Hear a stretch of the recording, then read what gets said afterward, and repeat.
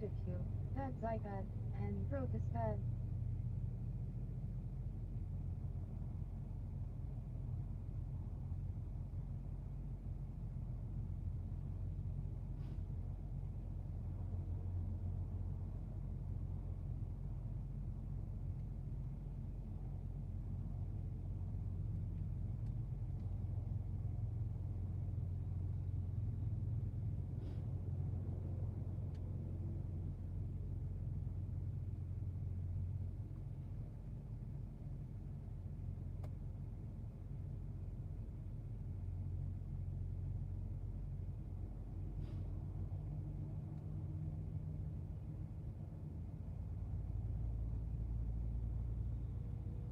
Crocus Pad.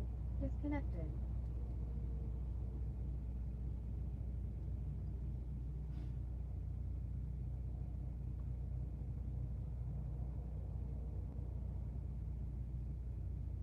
Connected to Pets iPad and Crocus Pad.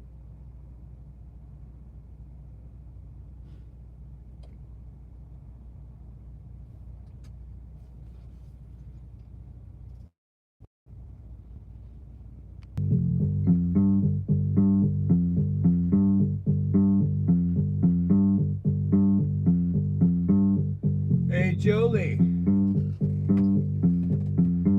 glad to see you're on. Yeah, I'm kind of interrupting the whole Mar-a-Lago thing, I guess.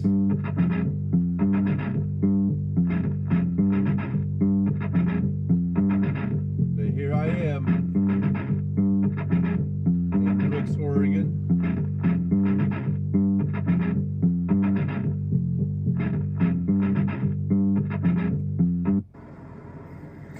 Hello, my name is John Fowler.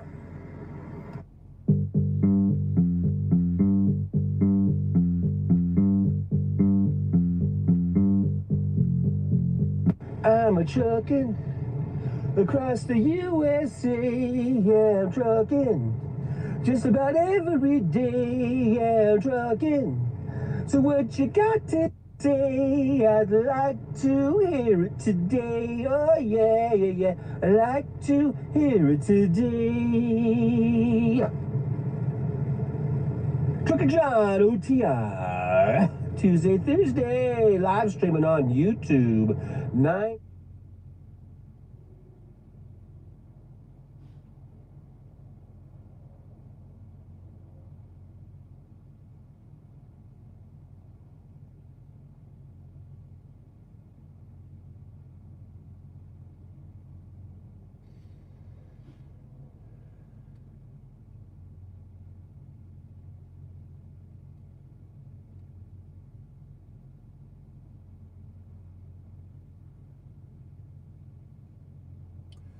So anyhow, I'm just here in Brooks,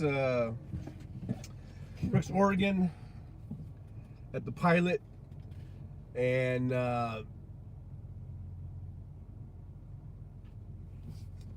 once again, it's hard for me to see who's on. Looks like maybe Kiki Streets and Jolie. So it just sort of pops up real quick and then disappears on my iPad here. So I apologize if it seem like I'm ignoring anybody. But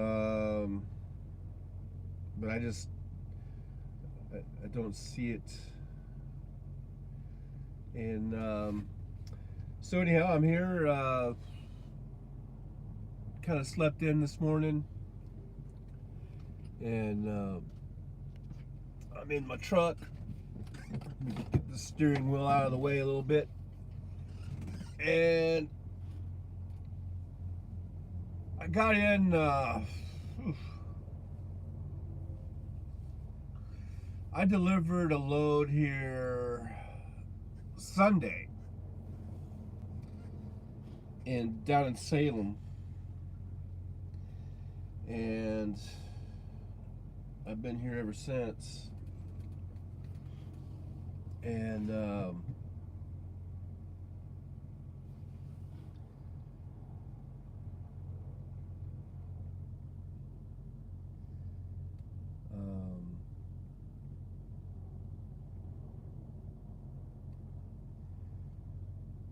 it's I don't know what's weird. It's kind of strange. I've been driving all through COVID with really no problems. Really, it seems like as far as getting loads, and I may have even been the beneficiary of a lot of drivers kind of quitting or or staying home during COVID. But I drove all through it, really no problems. And then it seems like not until these last few months here, I guess I don't know if it's still supply shock, supply chain issues, or what, but it seems like I've had problems getting loads for some reason.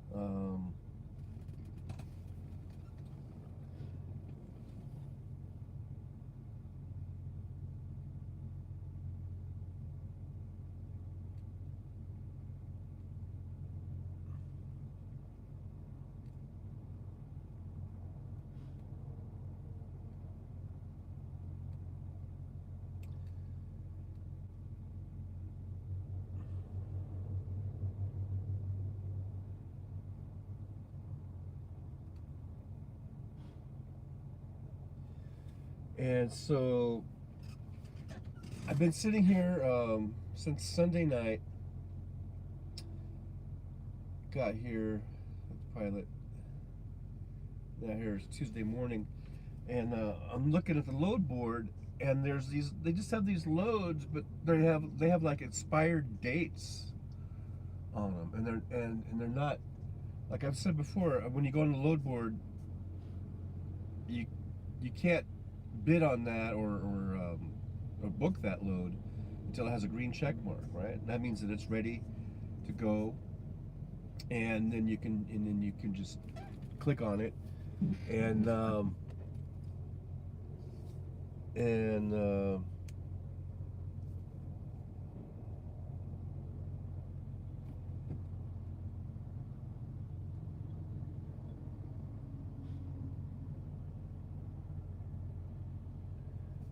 and then it's ready to go. So there's loads on here, but they don't have the green check marks, and they have these old expired, like old dates, like it'll say like July 27th or something, like it never did go through. It's really weird. So I've got all these loads. I'm just sitting here waiting, and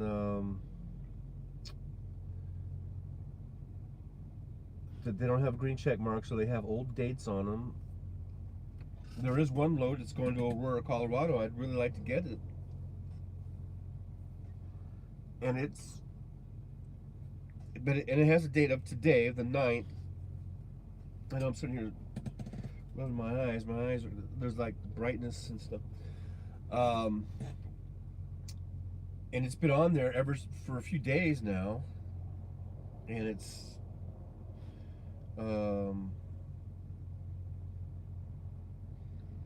just no green check mark. I keep waiting for the green check mark, no green check mark. And it's really frustrating to just sit here. I mean, it's nice to have a day off or 2 days off, but then it becomes this uncertainty, like, okay, when is the damn load gonna come on, So that's what I've been doing. And of course, watching some of the Mar-a-Lago stuff, the Trump stuff. I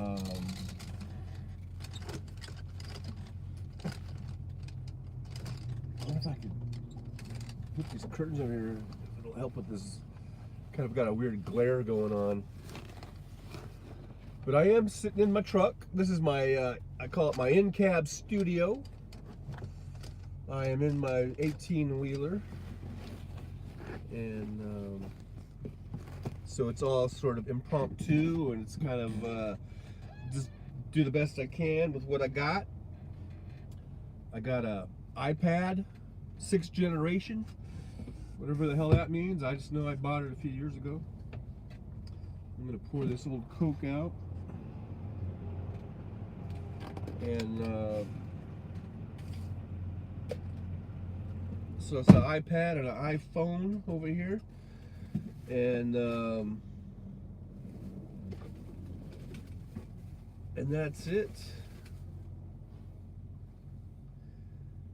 That's all I got. I can sort of see. I was watching this other. There's another guy, the Michael Malloy guy, and I went over there, asked them if they wanted to raid me, and they said they might, but they're trying. Mike's been on for like 12 hours, and they're waiting for him to go to sleep, and they said they might come over and raid me. So we'll see if it happens. This guy does these. He does these all the time. These kind of seems like all the time where he's on for like hours and hours and hours and hours. He does these like marathon things, you know. So anyhow, I haven't had breakfast yet. I think I'm gonna make breakfast. Wouldn't that be exciting? Oh, Sunflower Sky. Hey, okay, so I have my chat on my iPhone and I can see stuff. So we got Jolie, we got Kinky Streets. Welcome, welcome. Sunflower Sky, welcome. Oh yeah, so Sunflower Sky, yeah, he came over from the Michael Malloy show. And so it's great to have you. Welcome to Trucker John. I'm in my truck. I'm gonna go ahead and open up some curtains here a little bit, maybe, and kind of shoot the shit a little bit here and there. I'm gonna make me some cereal.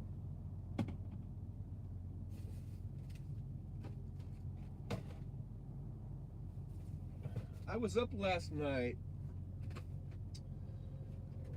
watching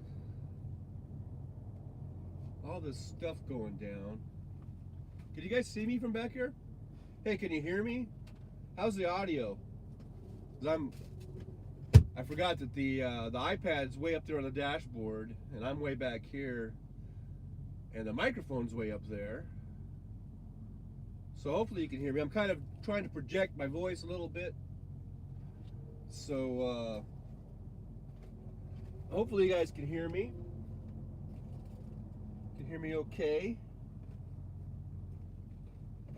And I'm just gonna make myself a quick little breakfast here. This is truck life. Living in a truck here. I got stuff stuck away and here and there and everywhere. Here, there, and everywhere. But I'm gonna have myself. I think I'm gonna have myself a bagel with cream cheese. I'm gonna have some orange juice. So I got a nice little fridge there that my daughter bought me for Christmas, like a couple years ago, I guess. And that was nice of her. I believe this is clean. I wiped them out with Clorox wipes, and that's how I clean stuff, because I don't have hot and cold running water in this here rig.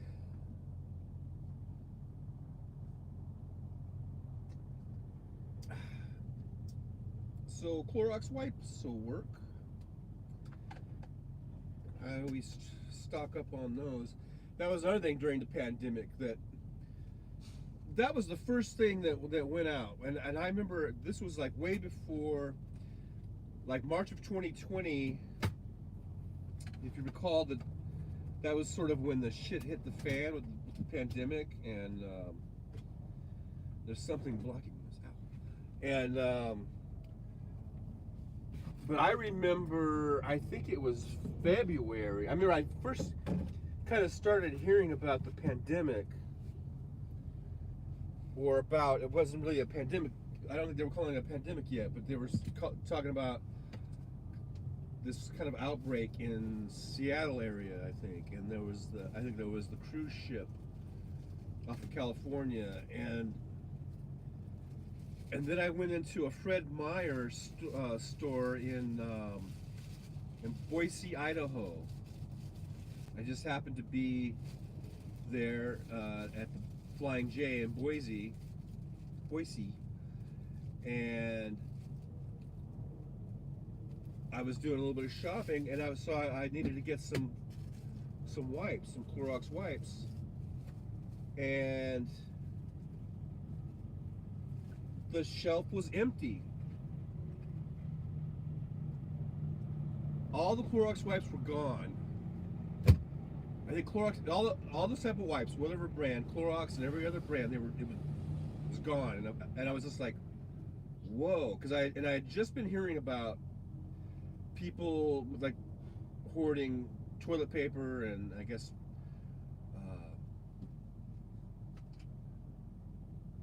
and paper towels and stuff. And then but I just been hearing it, as I'm driving, I'm hearing it on the news or whatever as I'm driving, and I don't really get to the store that often. Like if you just live at home and then you go shopping however you do it. But right, so I'm in a truck, so a lot of times my shopping is at a truck stop, which is expensive. But if I'm near a store like a Fred Meyer or a Walmart or whatever, then I'll try to do some shopping, and that's what I was doing. And this was the first time I had been hearing about this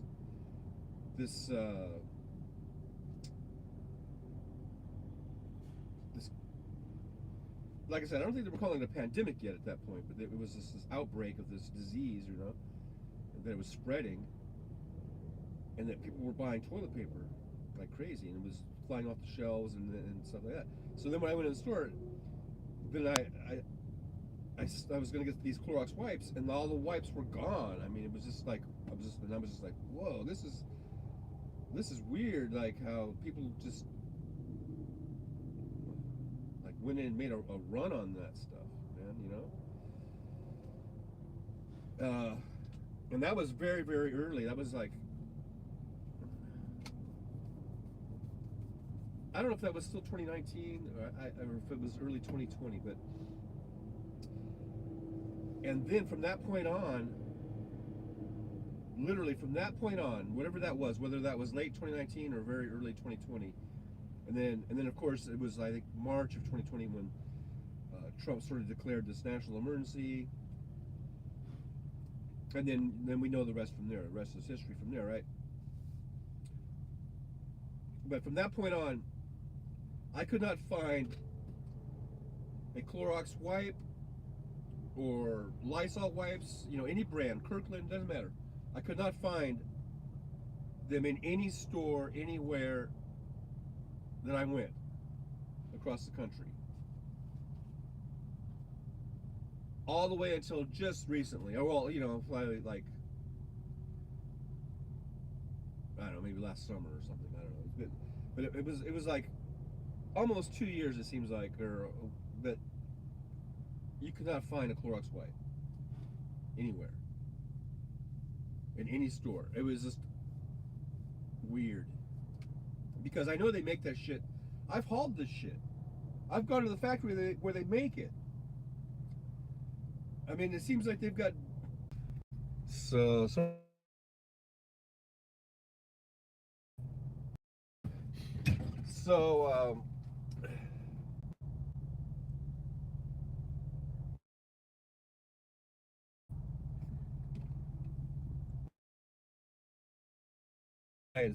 it's doing that. Keeps going out.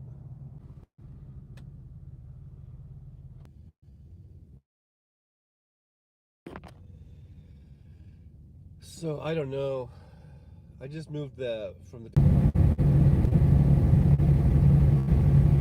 Well, let's see what happens. Let's see if we can keep a connection.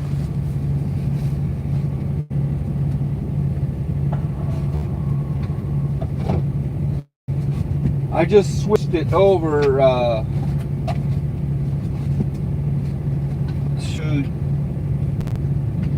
Uh-oh.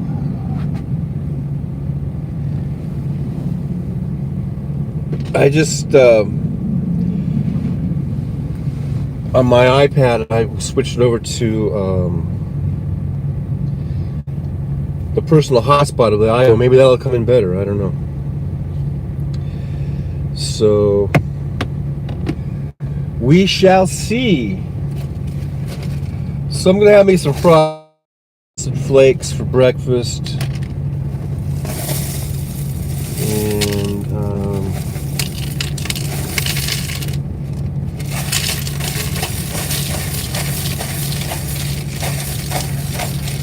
so anyhow, this whole conversation started from because it's hard. I've been having difficulty getting loads lately,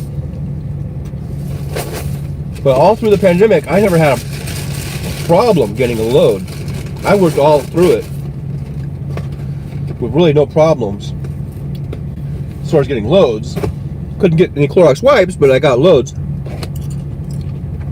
And now it seems like the last couple months that I have been many a time where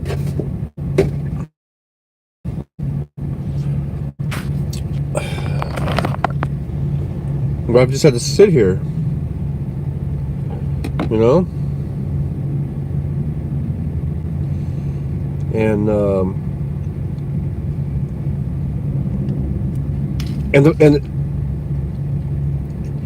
the frustrating part about it is that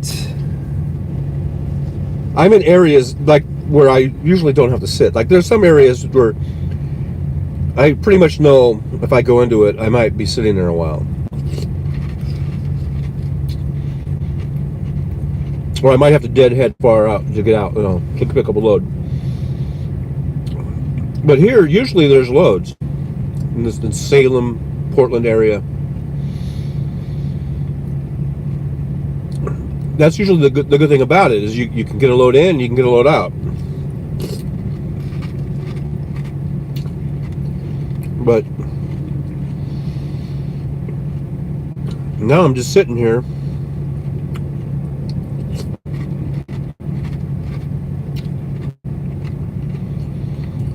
and then the frustrating thing is that you see it on the load board, you see this load, and everything works out as far as the time, you know. But then it's not ready. It just sits there, not ready, not ready, not ready. And then what will happen? Every driver, you know, in the network is looking at that load, and then as soon as it gets a green check mark, if you're not happen to just be on there, it'll be gone in like 2 seconds.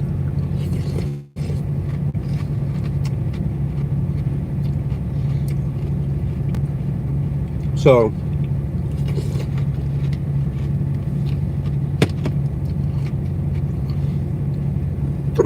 I try to always, you know, watch the load board, but you can only be on there for so much. Like right now, I'm going to go ahead and see. I'm going to go check it right now. Hopefully this won't knock me off of the feed here.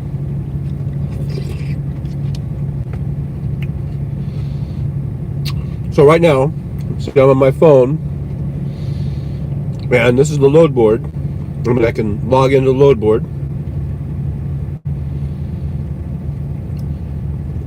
It's a great thing about technology. Over the years, it's really keeps improving, keeps making my job really a lot easier.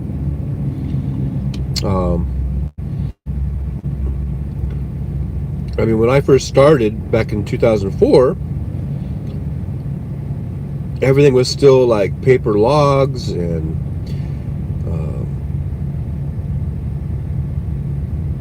I mean, I think even then, I think I had to like call in to get a load, or you know, I mean, it was, oh man, it was like the dark ages.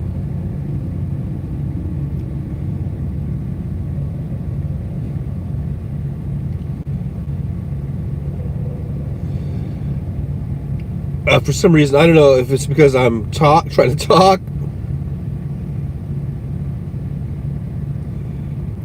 I keep messing up my thing.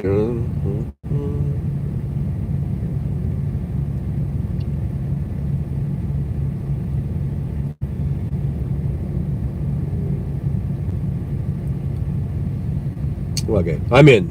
Finally.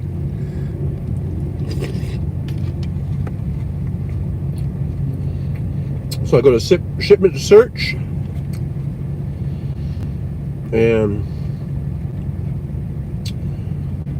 I favorited it. This one load that I want. Let me see if it's on there. See, no green check mark. It's supposed to pick up today, so I can open window like an all-day window, drop and hook. And it's supposed to go to Aurora, Colorado on Friday. Delivers, it's a live unload.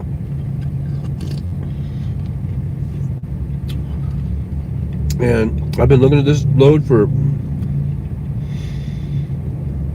don't know, 3 days now.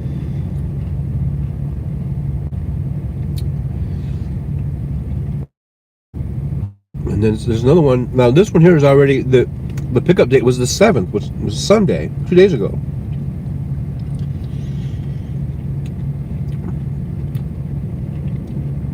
And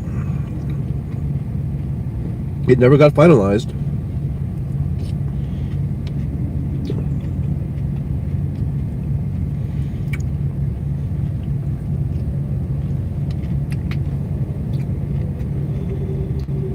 So it's pretty frustrating.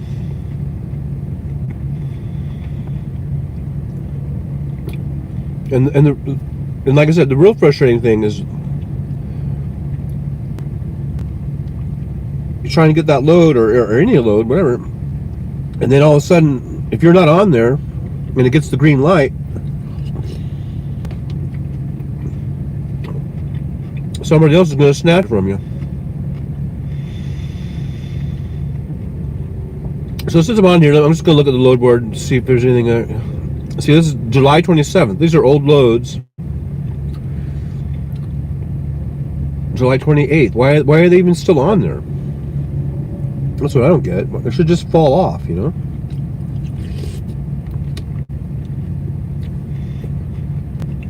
This is still July. And then they got these little loads. They're just like local loads. You don't pay shit. I don't want that.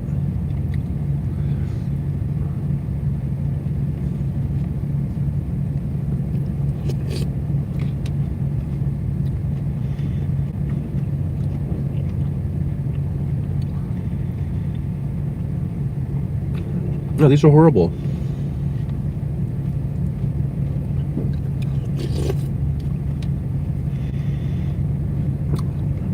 And these are all old. This is from Saturday. Even if it had a green light, until they update that date, the computer wouldn't let me even choose that load. Because it's outdated. It's an old load or an old date.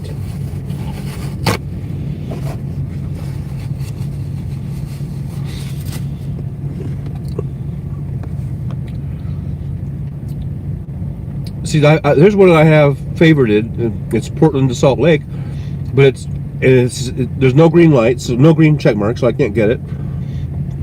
And even if it did, it's the pickup date is from Sunday, the 7th. Can't get it.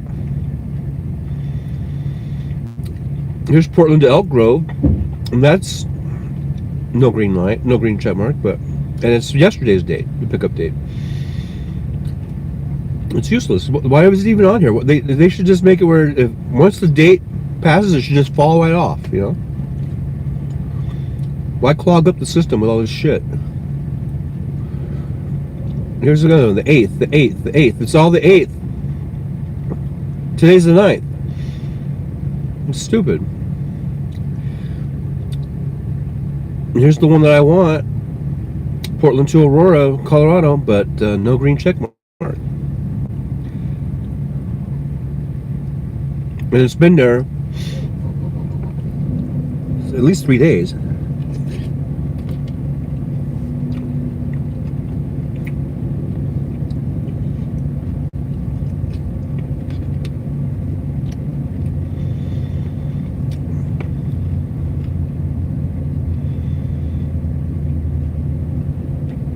It's really frustrating.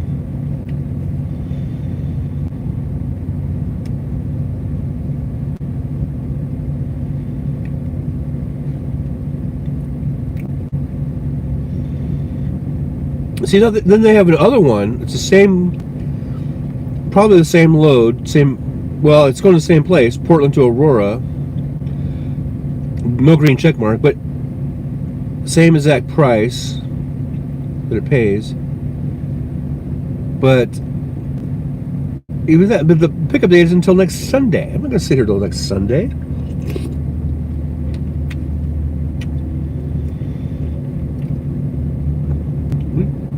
These are ridiculous. There's like no loads. There's only, I set it out to a 250-mile radius of all the loads within a 250-mile radius, and there's only 34 loads that come up. I mean, usually it's like hundreds of loads will come up.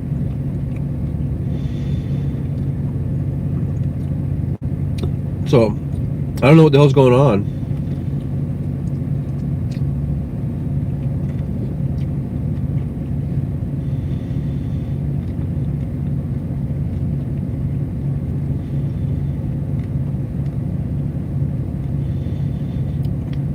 I don't know why all of a sudden there's a shortage of loads.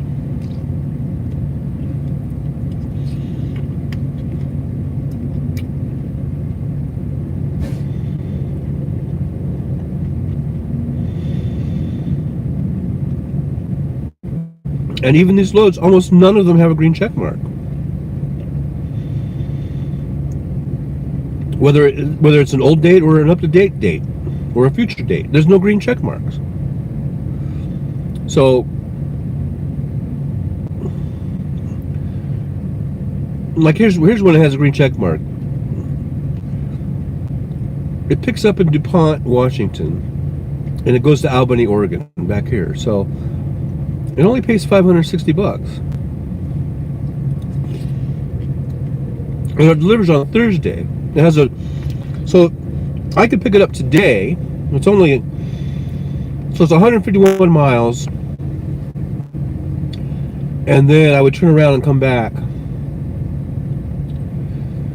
But it doesn't deliver. I have to wait till Thursday to deliver it.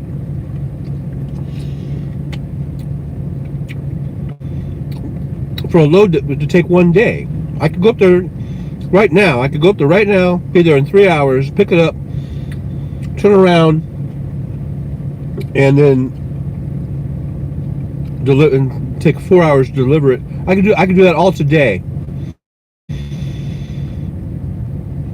But instead, I have to, if I picked it up today, I'd have to wait till Thursday before I could actually deliver it to the place for a $560 load.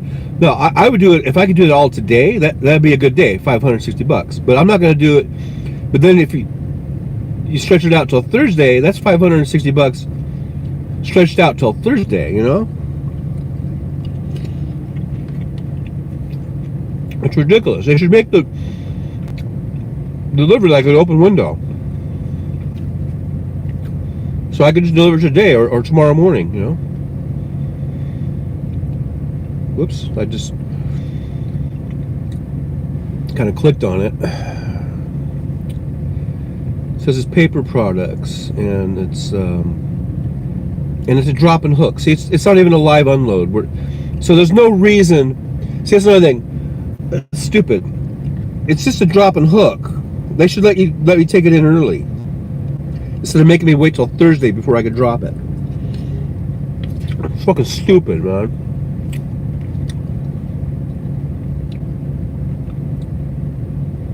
So I'm not going to take it. I'm not going to pick that one.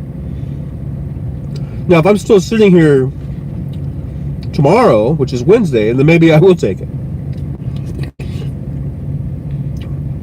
But I'm not going to do it now.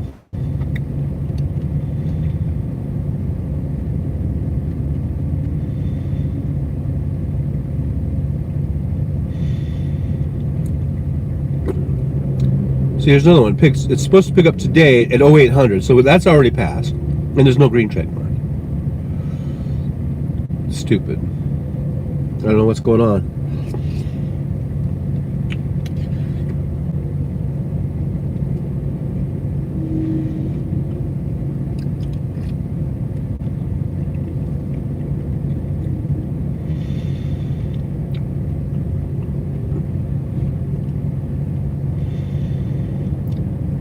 These are all shit loads. The ones that have green check marks. Here's one that picks up tomorrow in Auburn. That's 160. So I got a deadhead, 166 miles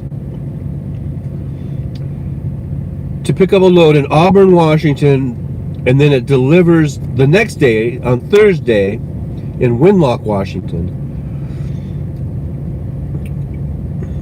for a grand total of $402.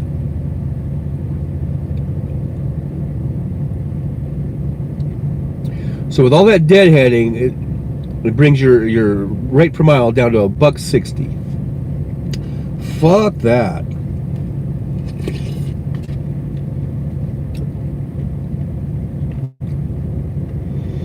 This is bullshit, man.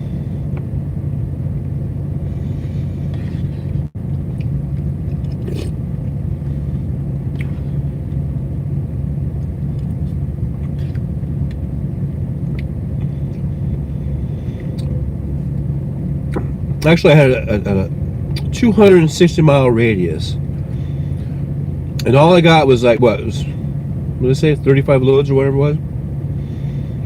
Came up. I could go all the way up to a 500 mile radius, but it better be a goddamn good load for me to deadhead 500 fucking miles or something. You know what I mean? Let me stretch it out to 500 and see what comes up.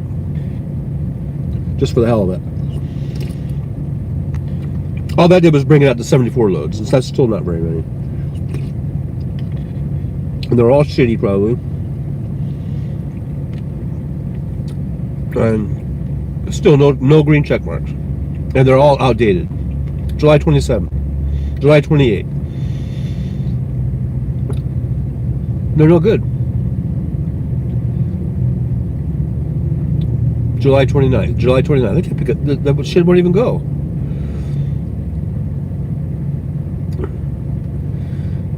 Here's a shitty load. Portland to Albany. It doesn't deliver till Saturday.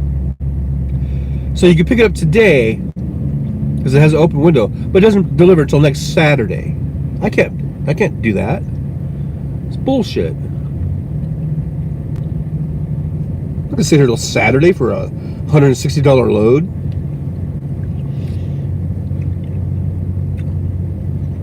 August 6th, so it's all passed. Here's that DuPont to Albany again. It's just the same old shit. Same old fucking shit, man.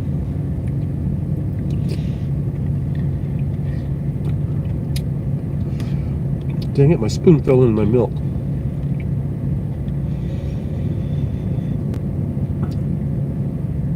So this is the frustrating part about trucking, I guess, is when there's no fucking loads and all you see on here is shit and crap day after day after day.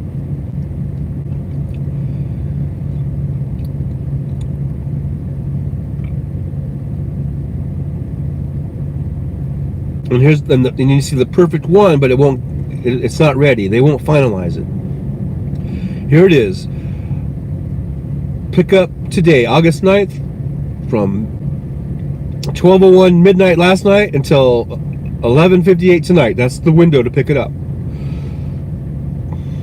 It delivers in Aurora, Colorado on Friday, August 12th at 0900. It's a live unload. Okay? No green check mark. That means I can't book it because it's not finalized. It's not ready, apparently. At some point, that load from this shipper, they have not given the green light to say that it's ready for pickup. And it's been on there for like 3 days. So that's the one I want. Because it pays $3,295. $2.59 a mile.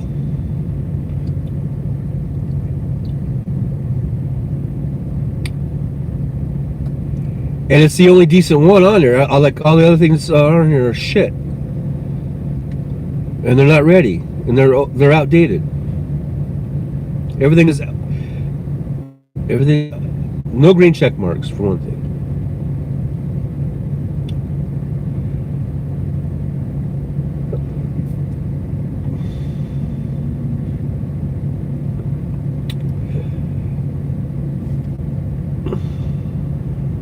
Nothing.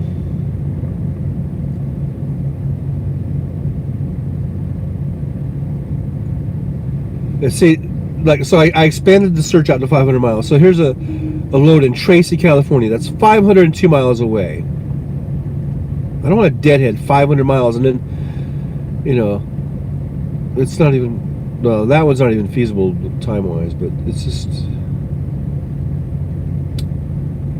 you know, I'm not going to spend all that fuel to go pick up a load. You know, that's the thing, right?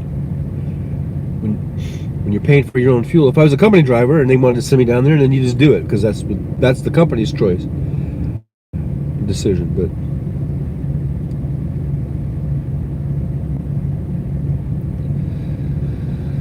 so that's my dilemma. I'm just sitting here trying to get a load out. There's no loads. When I say there's no loads, man. Nothing.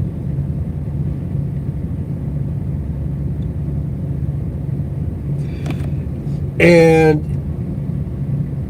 you know, I'm here at this truck stop right off the freeway here. And there's really nothing around. And, you know, I'm in an 18-wheeler, so I could go to Walmart, I think. They got, I know, trucks parked down at this Walmart that's down there. There's just very limited places you can go when you're in an 18-wheeler. And really the best thing is just to stay put. So here I'm at the Pilot. I got a parking spot. And all they have here is they have their, you know, the convenience store. And they have and then there's a Carl's Jr. and then there's another convenience store. Because they made another gas station with a convenience store. It used to be a nice restaurant. It used to be the Chalet restaurant. And they had really good food there. And then during the pandemic, I don't think they ever went out of business. I think they just sold because maybe business was so bad, or maybe they got a good offer from this gas station chain, and they ended up, next thing I knew, they were gone and there's this gas station there. And so that's all that's here, really. Is so you got a couple convenience stores and a Carl's Jr. Inside the Pilot is a Taco Bell. But there's nothing really to do here. There's no, you know, there's no movie theaters, or there's nothing here. So I'm just in my truck, and thank God for modern technology that I've got the truck. I mean, I've got my iPad, and I've got, you know, Wi-Fi, and I've got a cell signal and all that kind of shit. And I can watch. It's so much easier to stream. Like when I first started driving, I remember I was talking about paper logs, and if in the chat, if there's anyone in the chat, I'm not ignoring anybody. I just don't see it on my iPad. And sometimes it'll pop up for like a couple of seconds, and then it goes away. So. I do see that Jolie left, and there's another person. So there's a couple new people. I appreciate you guys coming over. I don't know if you came over from Mike's, from Mike Malloy, but thanks for being here. I appreciate it. Make sure you hit the like button and subscribe, and tell everybody to come over. Tell them to raid me. Give me a raid. I've never been raided really before, like a, you know, like that, but I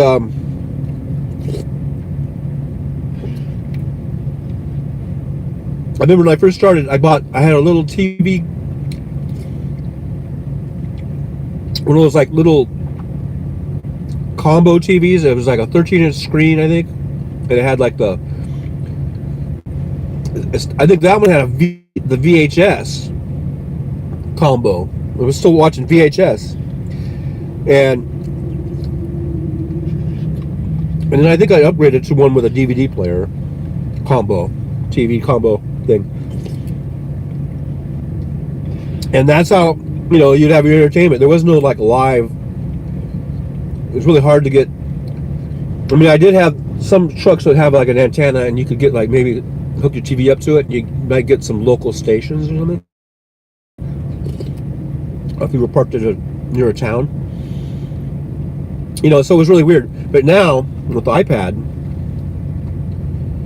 you know, for the last few years now, you know, with Netflix, I have all these services. I have Netflix, I have Hulu, I have Amazon Prime, I have Disney Plus, I have HBO Max. I got all of them on there.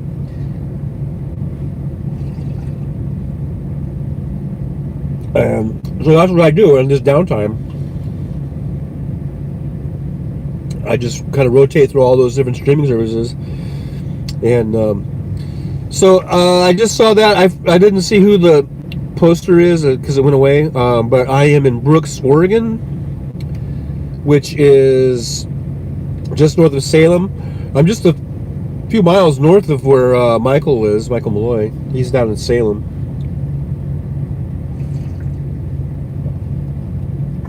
But I'm in Brooks, Oregon, at the Pilot truck stop, and it's a little hazy out, but I got here Sunday. It was pretty warm. It was actually up into the upper 90s, I think, for the high. And now today's only going to be 87. They're having a little bit of a cooling trend, so that's nice.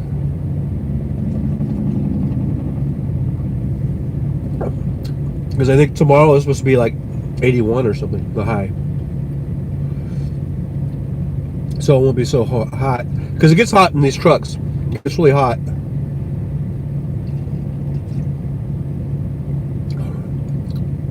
And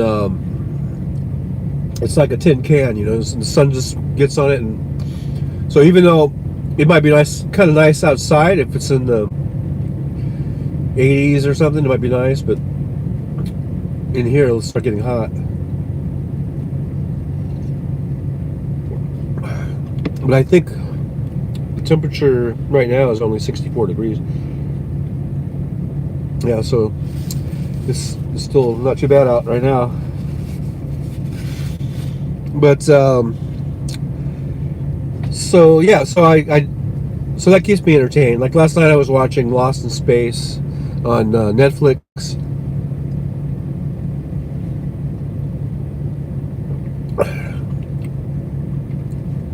It's like season 3 now, I think. It's two or 3, whatever it is.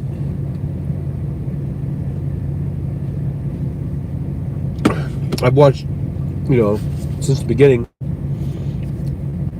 and kind of like the whole reason that I started watching that show is just because, you know, when I was a kid, there was Lost in Space. This is like a remake of that show, that original show from the 60s.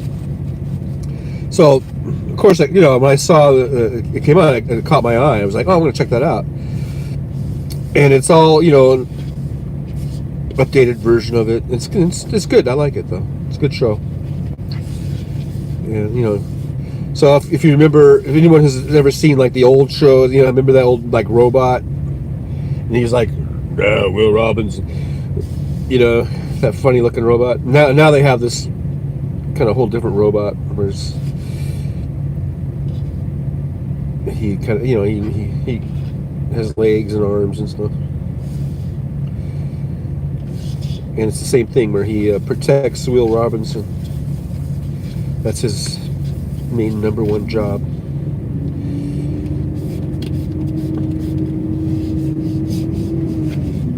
Okay, so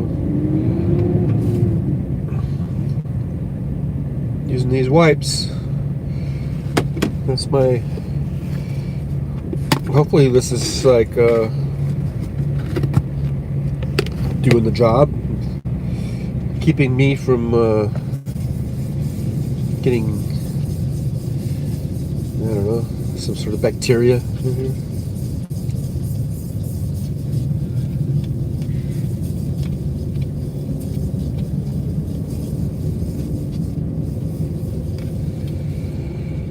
Oh boy. Well, ever since I moved the iPad back here, it seems to be working. Hasn't stopped. Oh, and plus I went on the phone hotspot, so maybe that has something to do with it too. I don't know. I think it seems like my phone has a better, I don't know, receiver. You call it? I don't know. Whatever. Seems like the signal's better on my phone than on the iPad. So maybe that's what I'll have to remember to do that from now on. Is maybe just use the hotspot on my phone whenever I use the iPad as my main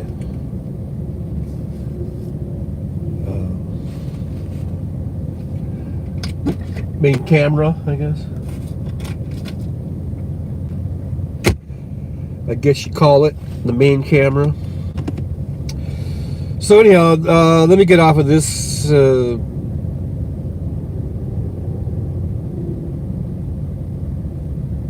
off that load board, and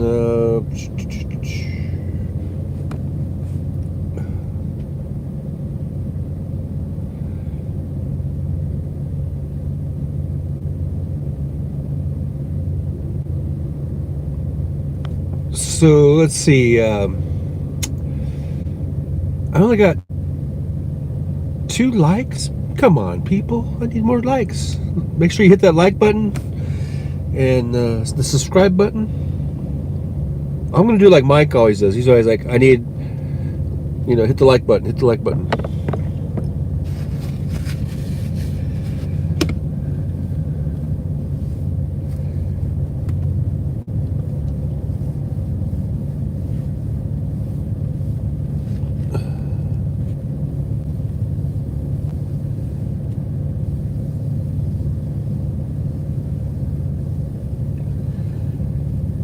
There was no notification.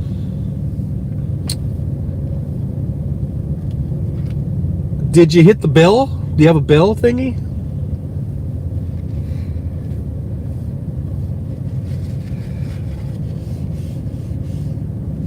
I just go on from this iPad and I just go live, and maybe I'm not doing it right. I don't know. As far as getting out notifications, maybe there's something I didn't do, but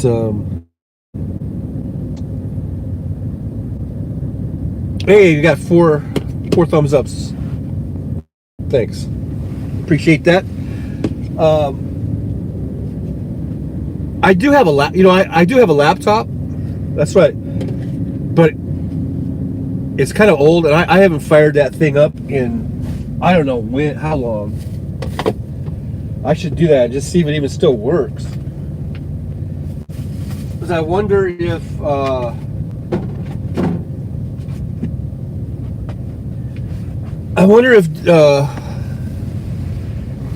using a laptop would be better. I need to get a new one. See, I've sort of switched over like my phone, and I use this iPad. These are Apple products. I like Apple better. Oh my gosh. Woo! Ooh, it's got gross like lint, and this is my. It's Toshiba. I had it stuck between the mattress and this cabinet here, and look, it's all scratched up. I'm not even sure where the power cord is. Oh, man, I need to find that. I need to find the power cord for this laptop.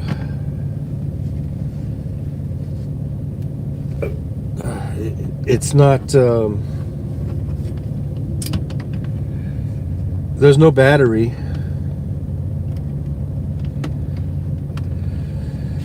Do I know the Raccoon Whisperer? I do not know the Raccoon Whisperer. Who is the Raccoon Whisperer? Is the Raccoon Whisperer someone I should know. Well, anyhow, this is my laptop. I'll have to do that later. I'll have to look for the power cord. I don't even know, because the battery's dead completely, of course. And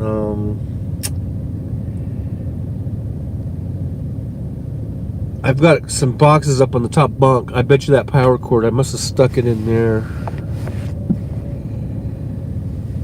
because it's not down here. Yeah, it's not in there. That's all food.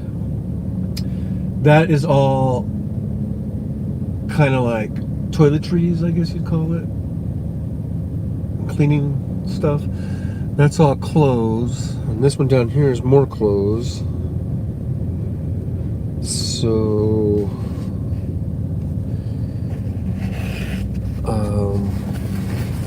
I bet you that power cord, I must have stuck it up in one of those boxes up there. Upstairs. In the upstairs. See, I didn't have my morning coffee.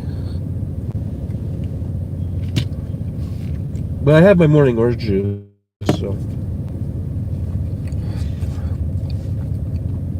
so Jolie says it's YouTube is hit and miss. Yeah. Oh, the notification. I think it's hit and miss on a lot of stuff.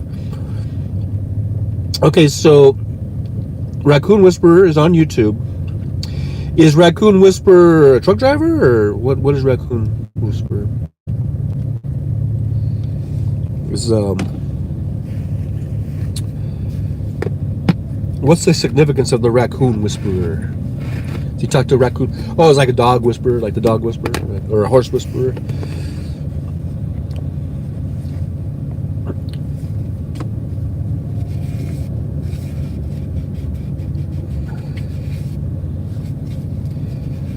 He feeds raccoons on his deck. Huh. I don't think I've ever seen that.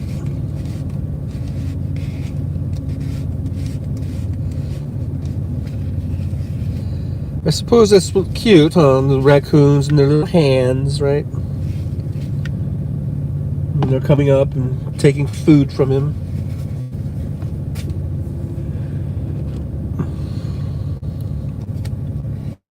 Some of those raccoons can be pretty gnarly.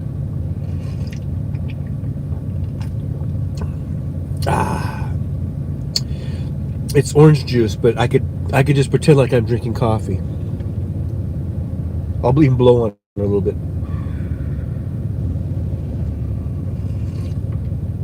That's a good brew. So, should I check out the Raccoon Whisperer? Are you suggesting that? I'll look him up.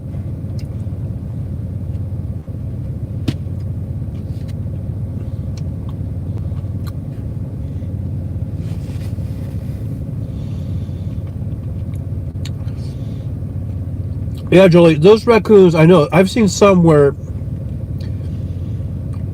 like at night, if I'm driving at night, and sometimes you'll see raccoons on the shoulder, kind of paddling along, you know.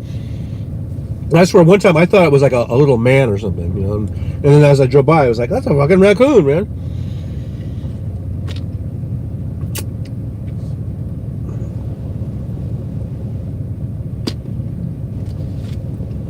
Yeah.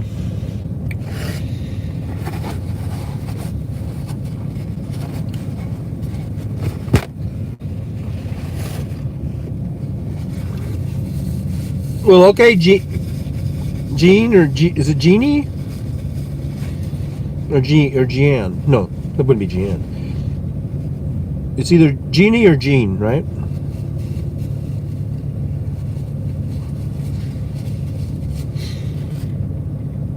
I will check it out. James Blackwood.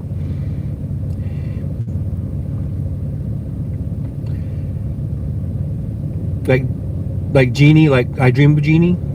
Jeannie? It's not Gina. Is it Gina? I don't know. Gina? No, not Gina. Jeannie.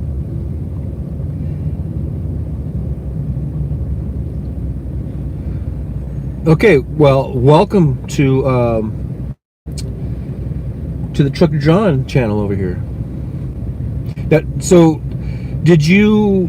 You said you didn't get a notification. Did you? How did you find me? Was it from Mike Malloy or was it from something else? Just curious.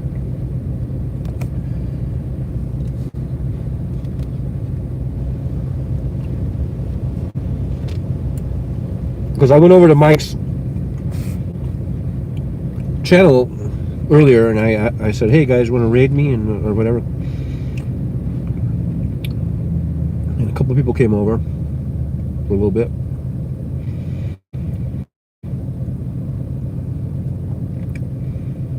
Oh, link from Truckers Convoy. Oh, the Truckers Convoy. Am I on that? Or is it just like from hashtags maybe? Because I usually have like a trucker hashtag, some type of trucker thing, you know. Yeah. Are you a trucker, Jeannie?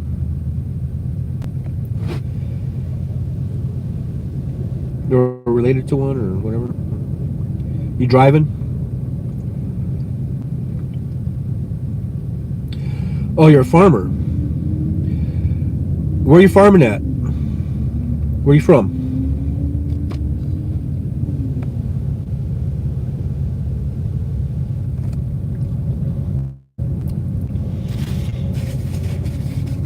And we got Jolie from I think Indiana, right, Jolie? And Jeannie's from Virginia.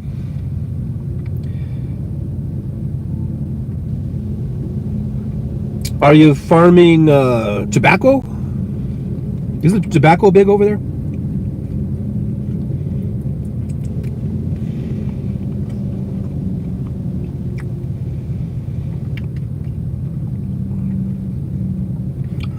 Yep, Jolie from Indiana. Lots of farming in Indiana. A lot of corn there. I remember, it's been a while since I drove through Indiana, but I think I remember a lot of cornfields.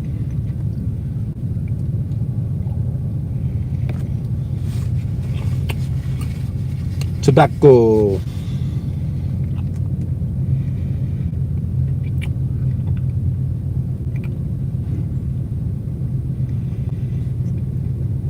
Yeah, a lot of tobacco in that area.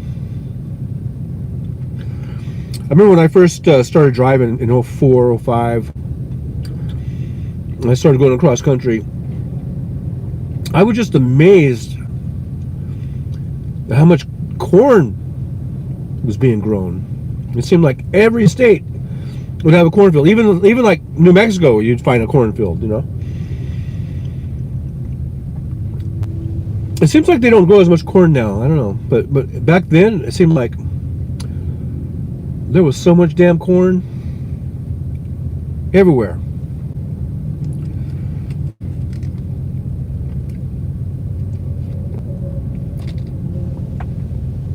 Even in California.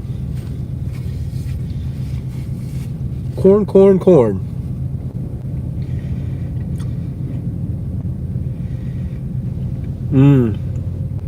Seed got expensive, huh?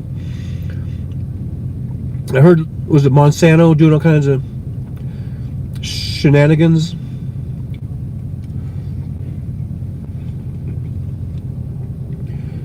Trying to have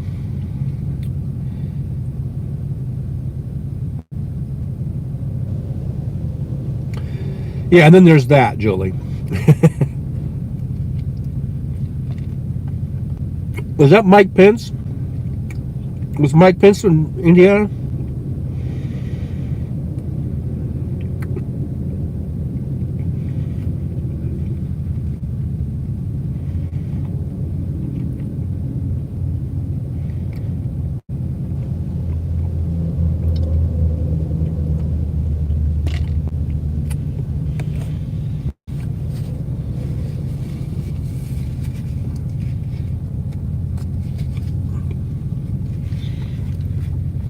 remember also about probably 6 or 7 years ago, there was a big, maybe longer, I don't know. There was this big kind of uptick, I guess you call it, in hazelnut. Hazelnut was like going crazy. I remember picking up a bunch of hazelnut loads. Holcomb is the, I guess the governor, was the governor? Pence was the governor? And he was a part of all that.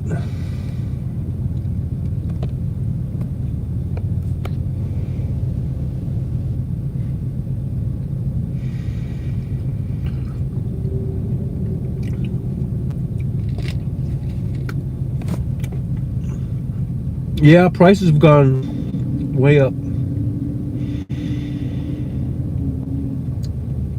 I was just thinking about, I'm going to be needing to get some new tires pretty soon on my drives. And these set of tires have actually lasted me pretty good. I mean, I think I've gotten almost 2 years out of those tires, which is amazing. So maybe they were worth the price, because it seems like the last set I got only didn't even last hardly a year. Or I remember, now they always say, like, when you get a new truck, the tires that come with it are crap, and I think that's true. Because I got this truck brand new in 2015, and I think those tires only lasted me like 6 months. Most, you know, and I had to start replacing them. But I remember the tires were only like, so this is back in 2015. I want to say they were like, for those drives, like, I don't know, like, I think less than 400 a piece. And then those only lasted, I think, like a little over a year, and I had to replace them. Or maybe it was a year and a half. And just from that time to that time, they had gone up from, like, I think, like, they were like 380 a piece or something like that. And about a year and a half later,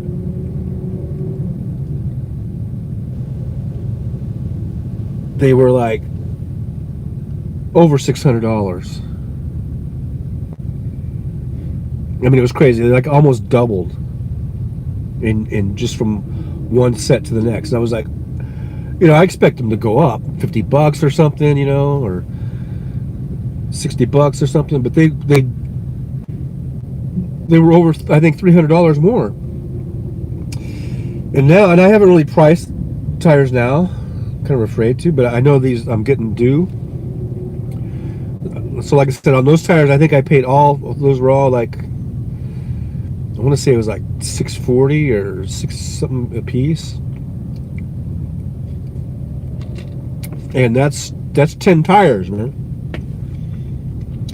Or 8 tires, because two, you know, you got 2 steers and then 8 in the back. So that's 8 tires. The steers are good. Those are good. I've just replaced those not too long ago.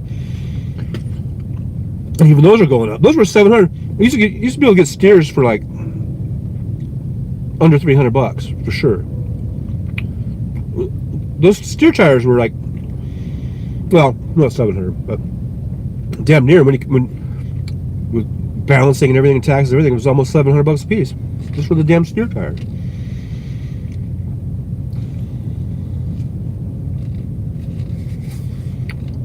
So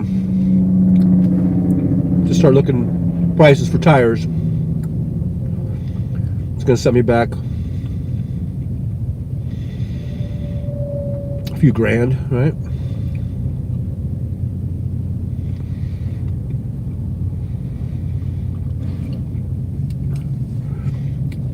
I know car prices, especially like,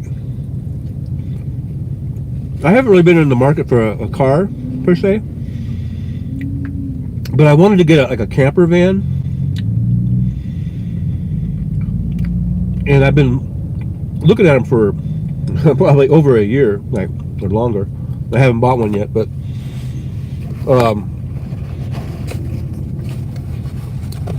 during COVID, the camper van prices, I guess people were living in motorhomes and trailers because of COVID, or people were like isolating or something, in their trailers and campers and stuff.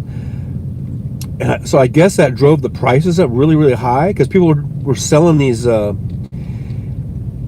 Devora, welcome to Trucker John. Glad to see you. Make sure you hit that like button. But the people selling like these old camper vans, old 30-year-old and older camper vans for like outrageous amounts of money, like 30, 40 grand and shit like that. And even if they were nice, it was like, I don't know if I want to buy an almost 40-year-old vehicle for like 30 grand or something, you know? Thank you, Deborah. Hey, King of Streets. Welcome back. But I've noticed since gas prices, since COVID is kind of, hopefully over with and done, or, we're getting out of that. And then with the gas prices, when they were going so high, then those camper van prices just started dropping, and they're much more reasonable now.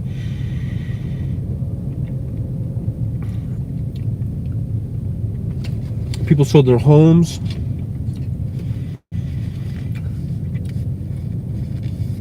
Yeah, I guess so. I know there was truck drivers that were selling their trucks and just getting out of the business for a while, or maybe forever. Some of them. I drove through the thing. I had really no choice, because this truck, I got it as a lease. I did the lease to own, or no, it wasn't really lease to own. It was just lease, and through Schneider Finance. And I did it because I didn't want to be a company driver anymore, but I had shitty credit and no money. So they had a program. It was 0 down, brand new truck. But the payments were about $2,800 a month for the payments in this truck. So then I went through 3 years of payments. And at the end of the 3 years, and I hated that $2,800 a month. It actually was killing me as I wasn't a company driver, as I see, but it just was really, really, really difficult. I mean, it really put a financial strain to make that high of a payment, $2,800. And they broke it up into 4 pieces, so it's like every week it was like $700 something bucks, plus all your other expenses, your fuel, your insurance, your permits, all that stuff.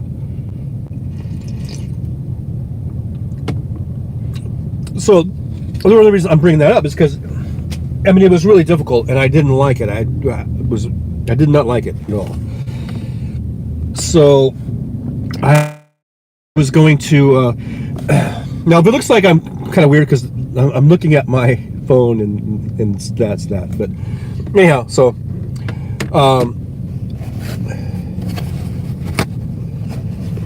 at the end of the 3-year lease, I was ready to just go ahead and walk away. Like, either I didn't want to be a company driver. I was ready just to go home and be an Uber driver or something,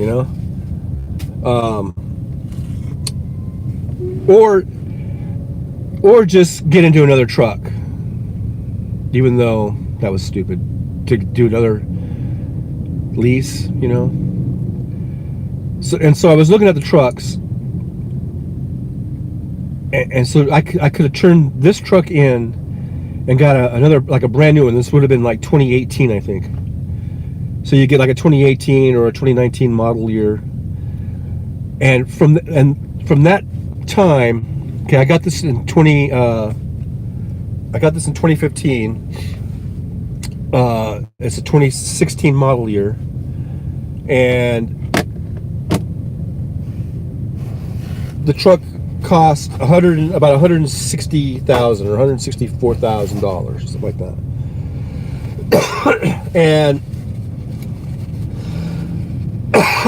and like I said, the payments were like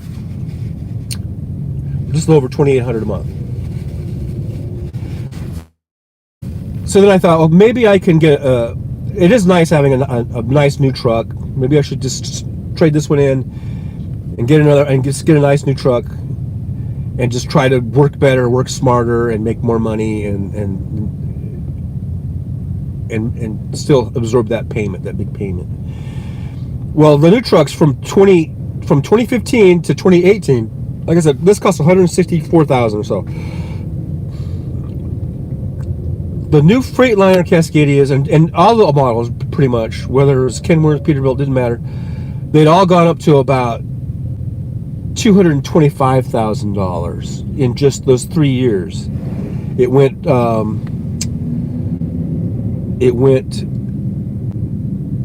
The price increased by at least $60,000, maybe more in some cases. Now, granted, it did come with, like, this is just a basic truck. There's no refrigerator, no APU unit, you know, no inverters, power inverters, none of that. And those new trucks at $225,000 and up, I think they might have had a refrigerator in it. I think it had a big power inverter included. I think it had an APU unit, which I guess is what, maybe it wasn't a power inverter, maybe it was hooked up to the APU. And they like to talk about the work center, which basically was just a little shelf area that, you know, you could put your laptop on or whatever. So it did have a couple extra things, but I didn't think it was really worth an extra 60 or 70 grand or whatever. And the payments went up from being about $2,800 a month to about almost $4,500 a month. Okay, so I was barely making it at $2,800 a month. I mean, I was just that payment. You know, that was making it so I had almost, I mean, I could pay my bills, my other bills, and I could pay that, and then just have barely any food money left over or whatever, you know. And so when I saw that, I said, "There's no way." And then I was looking at, those were new ones, and I was looking at their used trucks, and the used ones were all expensive too. So, and they all had high miles. I think even higher miles than what I had on this truck at the time. So I was like, well, that doesn't make any sense for me to like get into some other truck that's even, you know, more mileage than what I got. So I told the guy trying to finance, I just go, okay, I'm just going to turn the keys in here. You can we're done. The lease is done. I'm done. I'm going to go home and I'm going to just drive for Uber, you know. And then he was like, okay, what if we just refinance you and in 2 years the truck is yours, free and clear. It'll be the same payments, same everything. And then I thought, why not? What the hell? I mean, what else am I going to do? Because I know, you know, Uber thing might not have even worked out, and then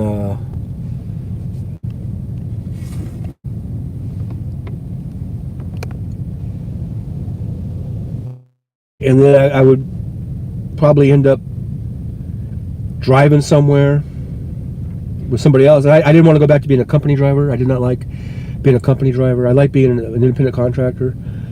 And so there was just the whole issue of that, what was I going to do for a living? So I went ahead and did it. I went ahead and did the refinance on the truck, and it was 2 more years of that payment. But I knew that in 2 years it would be paid off, and then maybe I would still have enough life left in the truck where I would just maybe get a few years of being payment free, And so that was the plan, and that's what happened. But so then that's why when COVID hit, I couldn't stop. I had to keep going, because I was in the middle of paying that truck off. I mean, I was literally. See, I paid this truck off in April. I think it was April 15th, tax day of 2020.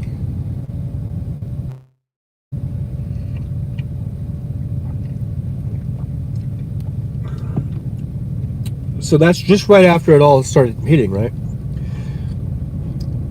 Because I remember I think it was March of 2020, March 13th or so, when Trump announced this a national emergency. And that's when all these lockdowns started happening, and all the self-quarantining and all that, and people were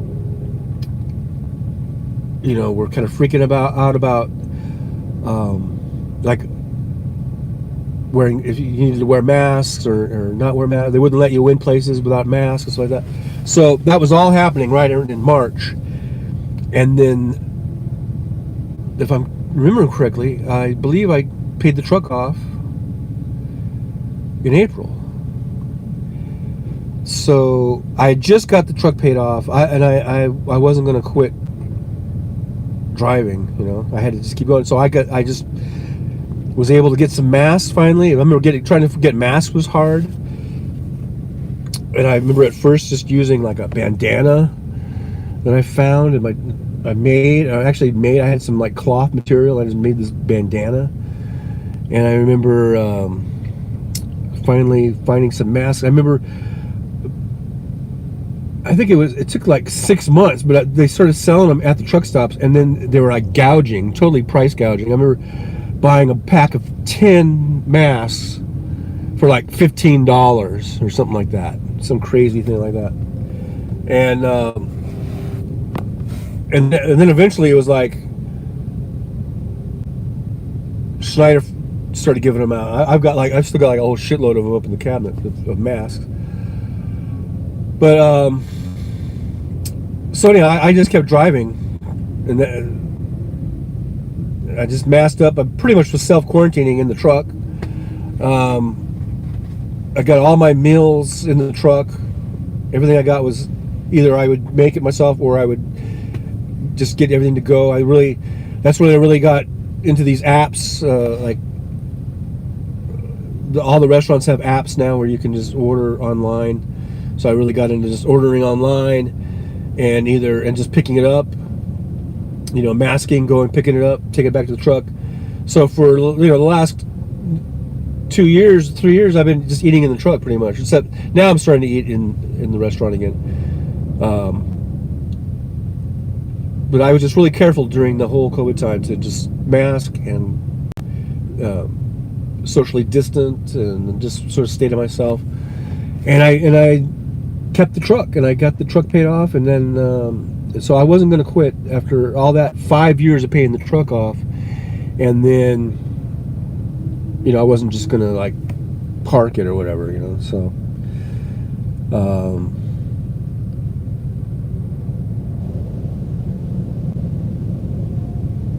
so that's my story. That's my story about driving a truck.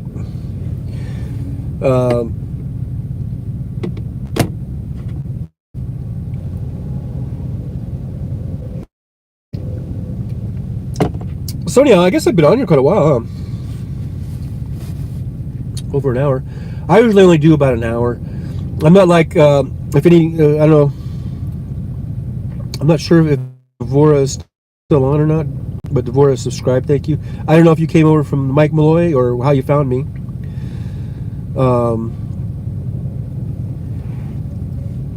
Yeah, Jolie, thanks. Well, this truck it's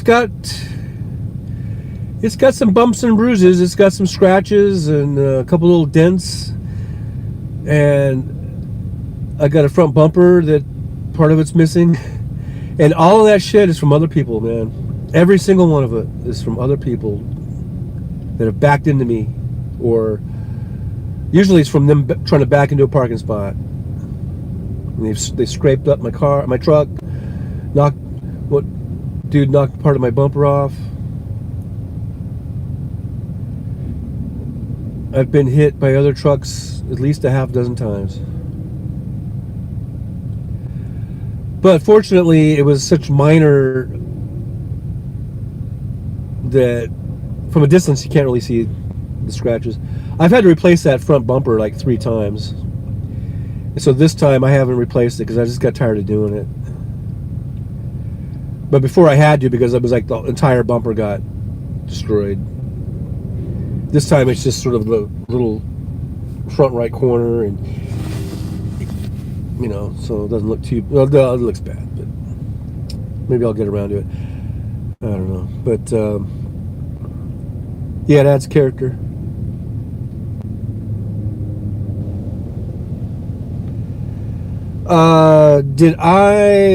Jeannie's asking, did you talk on a channel during Canada's truck convoy?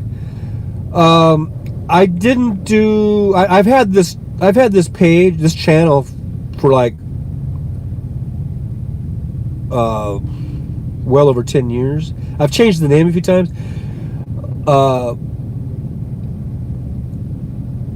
Because my name is John Fowler, so I think I just might have had John Fowler, and then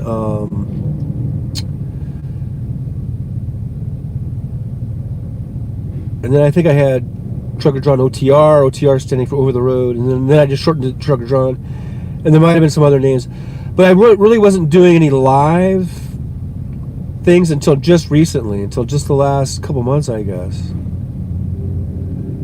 But I'd always sort of toyed with the idea. I think I did live a long time ago, like 10 years ago or whatever.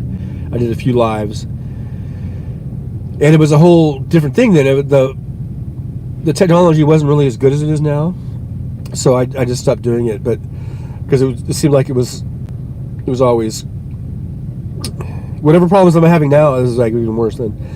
But anyhow, no. So to answer your question, during the truck convoy, I wasn't doing anything live then. Like I said, I just started doing this a couple months ago. I guess it's been a couple months, 2-3 months now. And I've been trying to do have a regular time of Tuesday and Thursdays at 9 a.m. Pacific time. And because that was kind of the thing that was holding back, because I was trying to think, well, should I have a time? Should I just go on like anytime? Which I might start doing. I might just sporadically go on also. But then I was thinking, well, but should I have like a regular time? Should it be like every day at a certain time? Should it just be Monday, Wednesday, Friday? Should I just do a weekend show or a weekend, live stream? And so that was kind of what was holding me back, because I couldn't decide like how to do that, what time to go on, or should I have a schedule or not? And then, see, I've been listening to and watching another guy. I don't know if you know him, but his name is Hal Sparks. He's an actor and comedian, and he pretty much throughout COVID, he started doing live streaming like every day, and he would do it like every day in the afternoons at 3 p.m. Pacific time. And then he started doing mornings, but only Monday, Wednesday, and Friday mornings at 9 a.m. Pacific time, because on Tuesdays and Thursdays he goes and works out, so he doesn't do a show on those days. So that's when I thought, yes, the sparklers, Jolie's a sparkler, I'm a sparkler, Kiki Streets, you're a sparkler if you're still in there. So then that kind of gave me the idea, okay, well, what if I just did that time slot, Tuesdays and Thursdays, 9 a.m. Pacific time. And I was hoping that maybe the Sparklers would find this place, and it would be like a place where Sparklers could hang out and chat, since there's no House Sparks today. And I haven't been able to really get that message out too well, I guess. I don't know, because other than Jolie and Kinky Streets, I haven't really seen anybody. But hey, it's fine. If all I get is 4 people, you know, when I first started this, I thought, okay, look, I ain't got nowhere else to go. I ain't got nowhere else to be. I ain't got nothing else to do. I mean, if I'm not driving, which is a few times I've had to drive at this time. But if I'm just stuck in a parking lot like I am right now, then what the hell? Hey, Lisa B, you're on. A Sparkler is a fan of House Sparks, I guess you could say. So if you don't know who House Sparks is, you could Google him. He was on. He was an actor in the show Queer as Folk, and he's done a lot of hosting for like Talk Soup and things like that. He's a stand-up comedian, and he also is I guess what do you call him, a live streamer or a podcaster, whatever, vlogger. And so the people who go on there on a regular basis, we've been calling ourselves Sparklers. Or Jalapenos, I think, is another one. But hi, Sunflower Sky and Lisa B. Did Mike finally go to sleep? Because I think you guys came over from Malloy, right? So maybe I was just wondering if he finally seemed like what was he up for, like 13 hours? He finally ended it. Did he just conk out? Did he pass out or what? I was on there last night before I started watching Lost in Space at like 11 o'clock last night, and I hit the like button. I watched for a few minutes, and then I was like, I'm going to watch some TV. So then when I got up this morning, or just before I went on here, he was still on. It was and I said, hey, that's when I said, hey, you guys want to come over? I'm going to go live. And he said, hit the like button. And I was like, I don't think I wrote it, but I was thinking, yeah, I did hit the like button like 12 hours ago, you know. Oh, an in-depth lesson on Mormon stuff. Then you finally said, yeah, when you know you've been up too long when you start reciting the Book of Mormon or whatever. Yeah.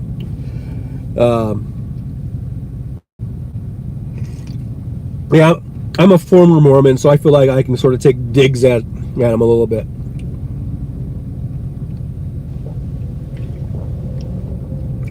Kiki Streets, only 65 degrees Fahrenheit. Yesterday I was in New York City a couple of hours for the first time in 15 years. It was 100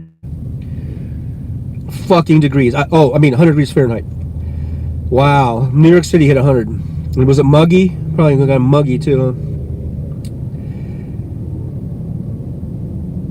huh? Former Mormons unite. So Lisa B says it was pretty interesting coming from someone who only relates Mormons to the Osmonds. Yeah, they were Mormons, or still are, I guess. So, okay, when I was a kid, I was born in 1960, and so through the 60s, my mom, well, my dad worked with a guy who was a Mormon, and so my mom and dad became good friends with them, with this couple. And they got us into the Mormon church, because my mom would take us to church, like to a Baptist church or whatever. She just wanted us to go to church on Sunday, you know how moms are. And so we kind of would go to all these different churches. But then when we became friends with them, this is probably like the mid 60s, like 60, 66, I guess, 67. We started going to the Mormon church. So probably from when I was like 6 or 7 until I was like 16. So for about 10 years, I was in the Mormon church, I guess, kind of off and on. And we moved around a lot, so sometimes we didn't go or whatever. But I remember we would have, a lot of times we'd have missionaries come over, just to feed them dinner or something. It wasn't because we were already Mormons, so it's like we didn't have to be converted, right, or whatever. And I remember like we had what do they call it, like a visiting elder. Mike would know all this shit, that would come over, and I know it always just seemed kind of like a weird thing, like a high pressure thing, like because they want you to. It's like it's one thing like they pass the hat at the Sunday service to put in the collection thing, but then they actually have people like come to your house to get your tithing. And I remember as I got to a certain age, when I was like 14, 15, 16, I guess, that's when they would start taking us guys out, our age, out with an older guy. And I think it was every month they had a long list of all the Mormons, and all the Mormon. It didn't matter if you didn't go to church or not. If you didn't go to church, they were going to go to your house, knock on your door, and say, "Hi, I'm, Elder so and so. Well, I'm, and we're here for the monthly tithing or whatever." And this could be a person that you never saw them at church because they wouldn't go to church, but they would go, "Oh yeah, okay." And they go back and they'd get some money, whoever it was, I forget how much they paid, $20 or whatever. And they would go, "Okay, thank you. We'll see you next month," or whatever. And I just thought it just seemed really kind of sketchy and kind of weird that like we're hunting down people, to get money from them. And a lot of these people are living like in trailers and stuff. And I'm like thinking, they probably can't even afford that. Whatever they were giving them, $40, $50 or 20, even if it was $20, I don't know. I don't remember. I remember we had these little yellow envelopes and they put the money in it, and then we would just take it back to the church, So it just, I don't know. It was about that time I started getting kind of skeptical of the church. It just seemed like a money grubbing, and not just the Mormon church. I think I've been in lots of money grubbing Baptist churches that I've left also because I felt the same way. That it's all just a money making opportunity, and you can see some really, really big fancy buildings being built, and just that weren't necessary in all the churches, Mormon churches and other Protestant churches. So anyhow,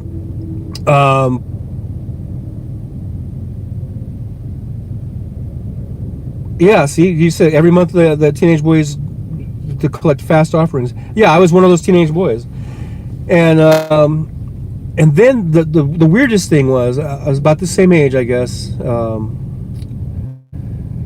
They took a group of us, because we were up in like Victorville, where I was from, Victorville, Apple Valley. It's in the desert in California, about 90 miles from LA. They loaded us up into a van, passenger van, took us down to the LA Temple. And you go down into the basement of the LA. The temple is this big, beautiful building. This big, church temple. And you would go down in there, and what they do is they have like a list of names of, I guess, sometimes I don't. It's from census taking or whatever, but people who aren't Mormons, and they have you be baptized in their name. I forget what they call it. It's been so long since I was in it. So, but I remember like each one of us would do like, I think like 200 people, dead people, and they would say their names, and they would say the date of their birth and their death. And the ones that I was getting, and I think all of us were getting, like people from like the 1600s, or maybe it was 1700s or something like that. And so, yeah, baptism for the dead. So you go in, they had this changing room, and you put on this like white robe. And I remember you walked out on this kind of long catwalk thing, and there was this big kind of like stainless steel baptismal, big, you know, bowl of water basically, but it was this huge thing that you just walked out onto, and all around the edges was just a straight drop off of like 50 feet. It was like this weird thing. It was like on a big stem, and then there was like this big bowl that was filled with water, and you would just walk out. It had like this catwalk, but it had like, you know, railings on the side, so it was safe. It wasn't like you're gonna fall over. But and you would get in there, and there would be like a you know, an elder or whatever guy, he would say the thing, whatever they say about being baptized in the Mormon church, and then they would name off. They had this big list, this big paper with a big giant list. And they would name off all these people, and they would say what year they were born and or died or whatever. And that it would take, I don't know, like probably a half an hour to read off all those names, and then they baptize you. In you know, so it's like by proxy or whatever. And then, so then you get out of the tub, you go back to the changing room, you change into your dry clothes, and then you go down this long hallway, this long ass hallway. It kind of reminded me of like The Shining or something, because it had all these doors, right? And then you go to the one that they tell you to go to, and you go in, and then there's like just this big room, and there was like a chair in the middle of the room, and then there was like 4 of these dudes that were like from the church, and then they do what they call the confirmation, I guess. The confirmation of the baptism. So you sit in the chair, and they have to lay hands on you. I think it was just the one guy. I don't think they all did it. I forget if he just put his hands on my shoulders or maybe it was on my head. I don't remember now. And then it's the same thing. That's the same list. They do that whole fucking long 200 names or whatever it was, and they say, you know, jiggity diggity diggity, whatever they say to confirm the baptism. And it's all prayerful and everything else. And they do that, and then you're done, and you go and you wait for everybody to finish up, and you get in the van and you go back home. And then it was the creepiest fucking thing I think I've ever done. I got the creepiest feeling. Oh yeah, that's right. I think they do pour some oil on you or something. And it wasn't too long after that I left the church, because it was just, I was like, I don't dig this. I think it's weird. I think it's creepy. It might even be satanic. I don't know. But it just gave me really bad, creepy vibes, and I thought it was ridiculous. So I left the church at about 6. I think I was like 15 or 16. And the sad part about it, I think, is then the church really started working my dad, because my dad had never gotten baptized. I got baptized and everything, but my dad had never gotten baptized. So now I left the church, and then it wasn't too long after that my dad got baptized into the Mormon church, and I was like, I just was like, no, Dad, no, you shouldn't do it, you know. But they worked them, and they worked them, and they worked them. You know, the missionaries and the elders and whatever they're called. They just kept working them until you finally, it's like they're like fucking car salesmen or something. Just keep working you until you finally say, okay, I'll buy the goddamn thing if you'll shut up, you know. I think that's kind of what my dad did. You know, he was like, okay, I'll get baptized if you just, you know, leave me alone. But anyhow, so that's the Mormon church. I didn't like it. I thought it was weird and creepy. I don't really, like I said, I stopped going to Baptist churches because I think they're weird and creepy too, but for different reasons. Well, really, I think the reason I stopped going to, I used to go to this, actually it was like Second Baptist Church or something in Apple Valley, and I always thought it was a really good church.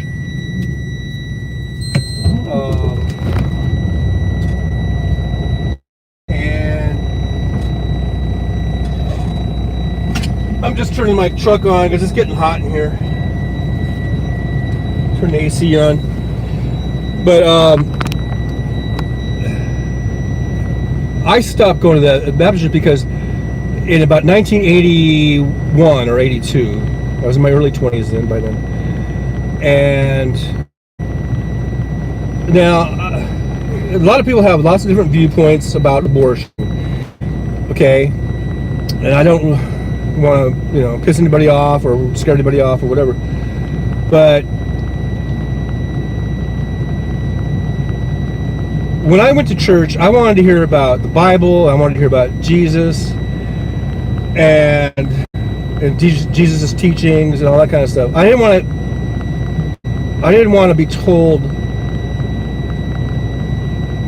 like who to vote for in politics, and it got really political. They started doing these film like on the pulpit, on the main stage, of the church where the pulpit is, where the pastor would preach.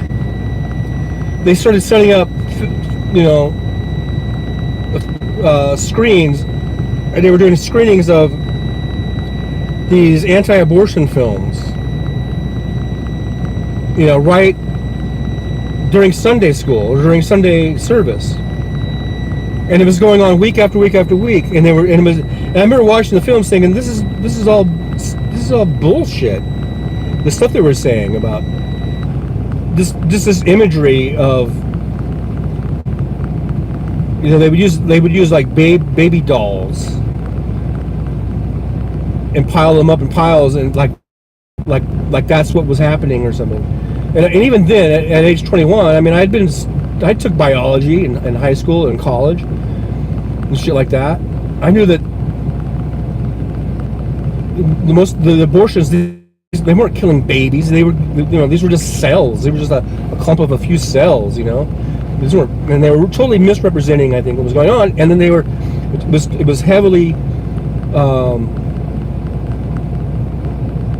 and it wasn't about that. It was about like who to vote for, and and trying to really push you to the Republican Party, because the Republican Party was, loved babies, and the Democrats hated babies, or all this kind of bullshit. So I just stopped going to that church, and then I stopped going to church pretty much all the time, and less and less. And I would just see more and more of the church being politicized, politics from the pulpit type of thing, and I just got totally turned off to where I just never would win anymore. And then it wasn't until I started having kids that my kids' mother, my baby mama, she wanted to start taking the kids to church, just like my mom wanted to take me to church. So I remember I went a few times, and then it was just the same old shit, and so I just stopped going. But and then I remember I sort of had this epiphanous moment, maybe it'd be an epiphany, I don't know, but it was probably around 2006, let's just say. I was about 46 years old, 45, 46, and I remember I think the subject came up because my baby mama, she was taking the kids to church, and she wanted me to go to church, and I was not going to go to church. And then so I think I just had this moment where I was like, why don't I was just alone in my house, and I was just like, because we were separated, we weren't together, but I was just like, why should I go to church? I remember looking at myself in the mirror in my bathroom, and I remember going, okay, look, it's time to address this. Why do you not want to go to church? And I just said to myself, because I hate going to church. I don't like church. I don't like it at all. Why don't you like it? I really don't, because I really don't believe it. I don't believe in any of it. I think it's a bunch of bullshit, most of it. That's what I just told myself. And then I looked at myself like dead in the eye, and I said, okay. I said, look, if you can't be honest to yourself, then you can't be honest with anyone. So, and I asked myself, okay, do you believe that God exists? Even God, this omnipotent, omniscient, all-knowing, all-powerful being that the church teaches you about, do you believe that he even exists? And I remember looking at myself, and I said, no. And I immediately remember I kind of hunched up, and I was like waiting for like a bolt of lightning to hit me or something. And it never did, of course. And I remember just that sort of like set me free. And that's the day that I became, I don't know, I've gone back and forth between being agnostic or atheist or whatever. I really don't even think about like that, because I really don't care. And that doesn't mean, and I don't, because I think just because of human nature and because of my experience in life, I'll still pray to God, but it's just something that you just do, you know. I mean, it's like this thing in you, you know.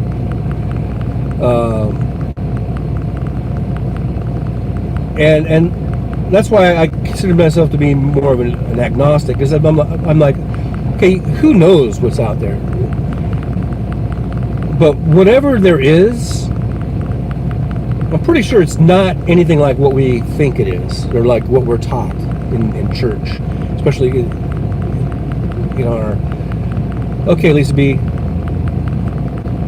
Thanks for coming and talking. It's interesting talking about. This is a dangerous subject to talk about because it could piss off a lot of people, you know. But anyhow, whatever there is, I don't think it's like the image we have of like growing up in a church, and you think about this, you know, God up in heaven, this old man with a big long white beard and long robes, and he's just seeing over everything. I don't think that exists, but there might be some type of this sort of super consciousness or something. I don't know. Who knows? The thing is, bottom line is, we don't know. No one knows. So that's why I think we should just give everyone some slack, and you believe what you want to believe, I'll believe what I want to believe, and let's just leave it at that, you know. As long as it doesn't interfere with my life, as long as it doesn't, your belief isn't going to like physically hurt me or anything like that, right? You know, that's sort of the libertarian view of it that I take. But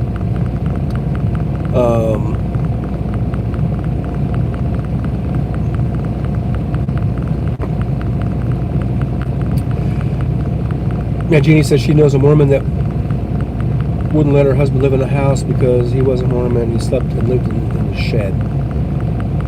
See, that's like, he must really love that woman, because me personally, I would have said sayonara. You know, I guess the church is more important to you than me, so have fun with your church. I'm going to go somewhere else and sleep in a nice, comfortable bed. I'm not going to sleep out here in the shed.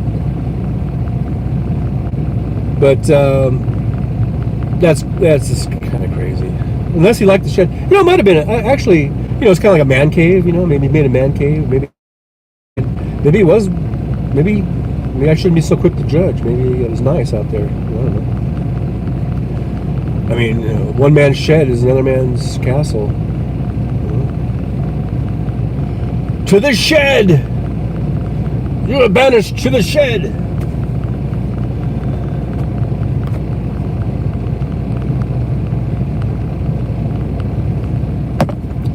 So I think I am,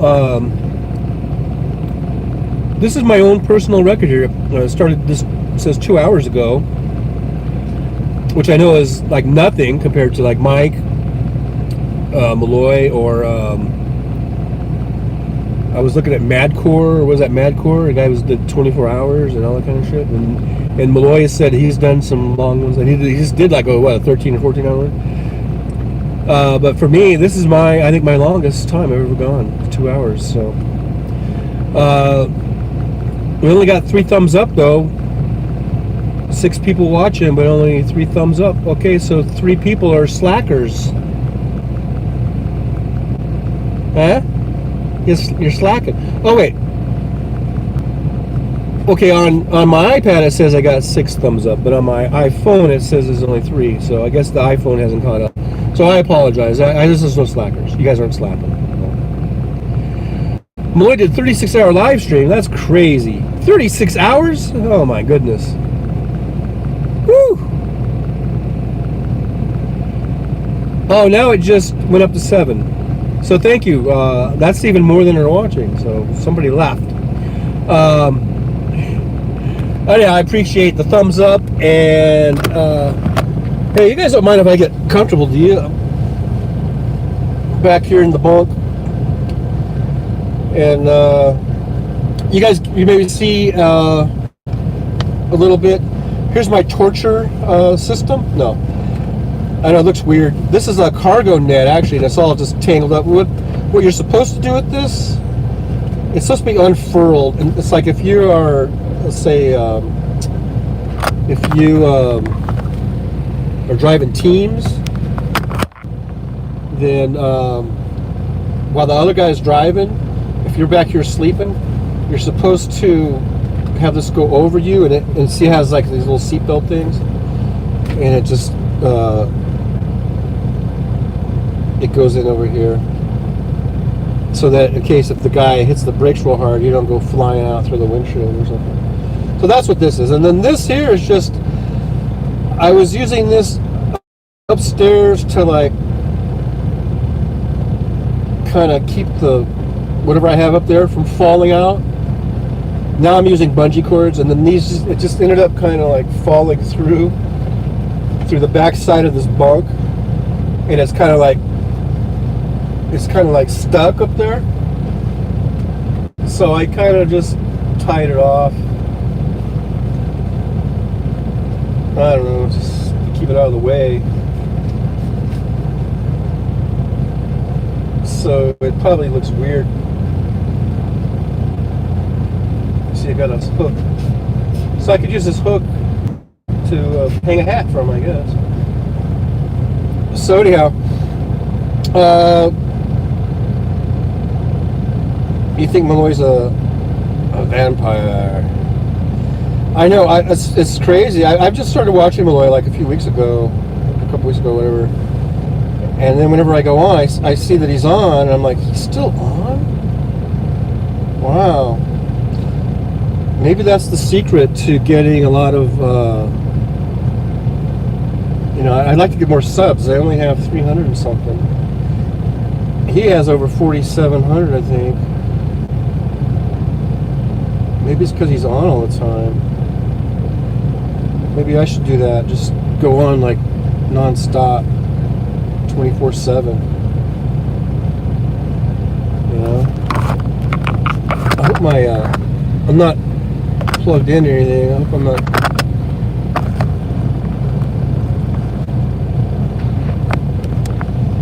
Yeah, Jolie, don't be confused. Okay, there's 2 Mike Malloys. I think I told you this story.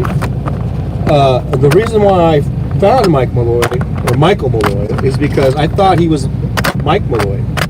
There's a Mike Malloy who is a long-time kind of radio host guy, real legitimate radio host guy. And he used to be on Air America, and he used to have various shows throughout the years. And so when I saw that pop up, I saw the Michael Malloy show, I thought that was Mike Malloy, but it wasn't. And I remember looking, going, "This is not Mike Malloy." But I went ahead and I was listening to him, and I thought, he's kind of funny and it's kind of interesting, and there's a lot of people in here chatting. So I went ahead and subscribed and everything. And then I saw the other Mike Malloy popped up. So and I saw his channel. I'm going to head and subscribe to his too. But from what I saw, he just sort of like plays audio of his shows. It's not really like he's live streaming, you know. But yeah, the Michael Malloy show it is pretty fun. He does panels, and it's interesting. And he gets the panels. I think Sunflower Sky, weren't you on a panel? Or Lisa B? He has lots of different people on his panels, and he's got. Was it Fred is like from the Netherlands, you know, so it's pretty interesting. And he's got Cop Watch and all that kind of stuff. So yeah, it's pretty interesting. You should check it out, Jolie. And he's on all the time, so you're bound to catch him just whenever, you know.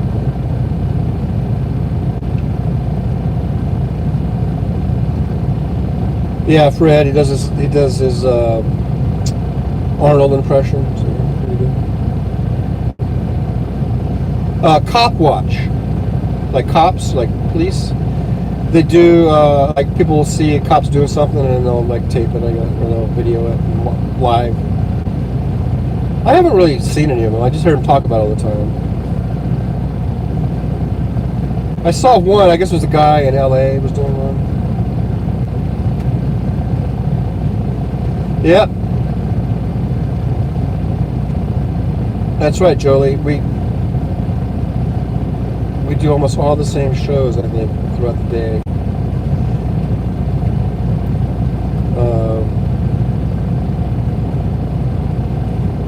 I guess. Do you do Randy Rhoads, Jolie? I don't know if I've seen you on Randy Rhoads or not. I guess I just see you like on Liberal Dan and Hal and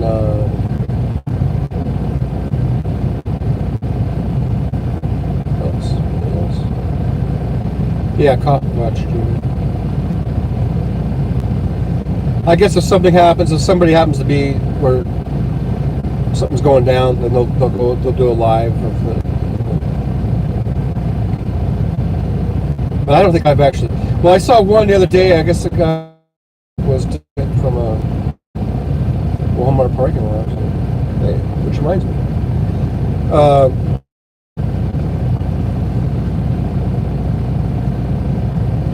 Oh yeah, Kimchi.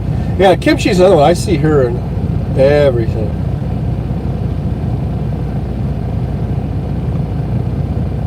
Yeah, like Randy and Nicole and Hal. And probably Liberal Dan too. Liberal Dan.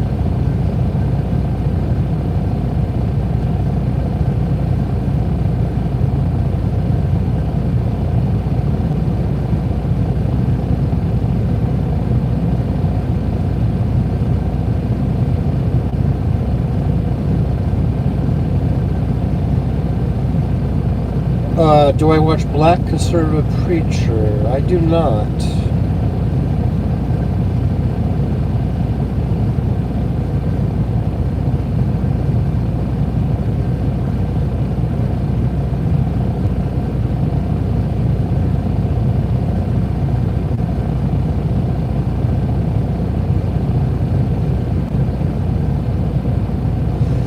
Yeah, I see Kimchi and I see old Kinky Streets on a lot of them. Is Kinky Street still on with us?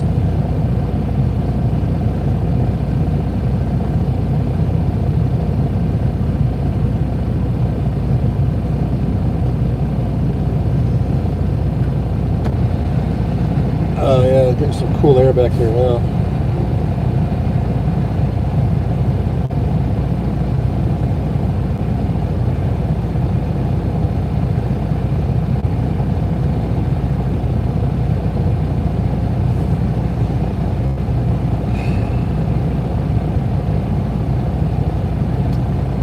Well, I wonder if I should check the load board again.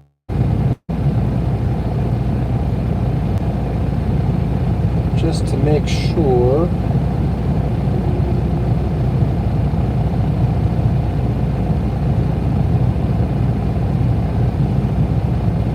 That's what you gotta do. You gotta keep checking the load board.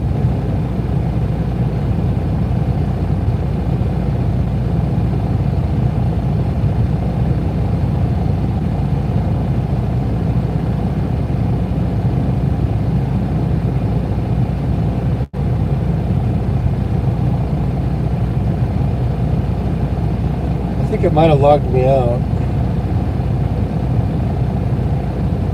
Let's see. Oh, it came up.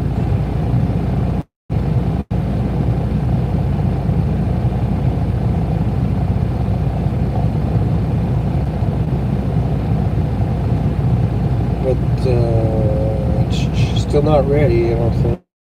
Let's see.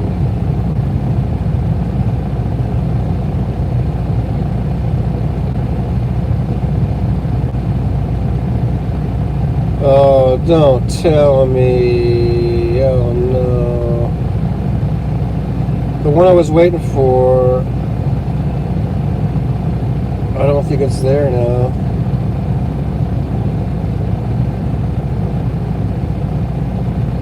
Yeah, see, it's gone. So either it came up and someone got it, which I don't think so. I think they just took it off.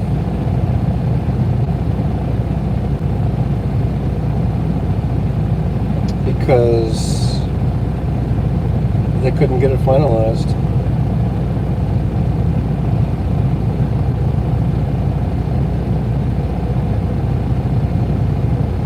For some reason,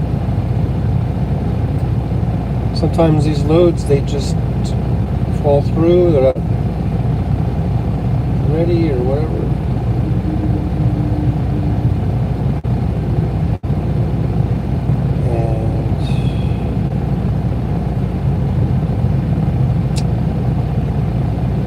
So let me just look real quick. If I'm ignoring you guys, I'm sorry. I don't mean to, but I just gotta look at the load board real quick. Otherwise, I'll be here all week. And I don't want to do that. If I'm going to be stuck someplace all week, I'd rather be like a nice hotel or something. But then it's like, I don't want to get a hotel because of the uncertainty, you know. There's like, so you're in this like world of uncertainty. The world of uncertainty.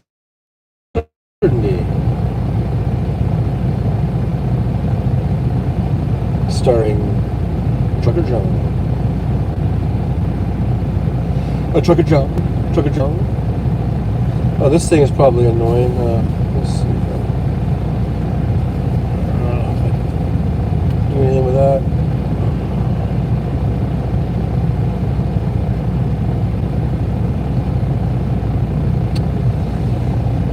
So the load I've been looking at for 3 days is gone.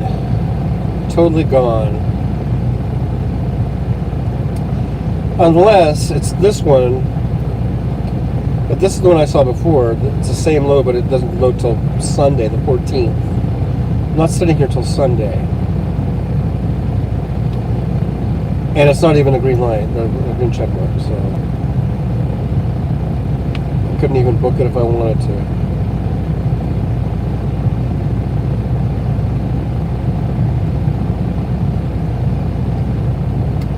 They only will put you up if you're a company driver, which I'm not, and that would be if there was some kind of emergency or like if your truck broke down,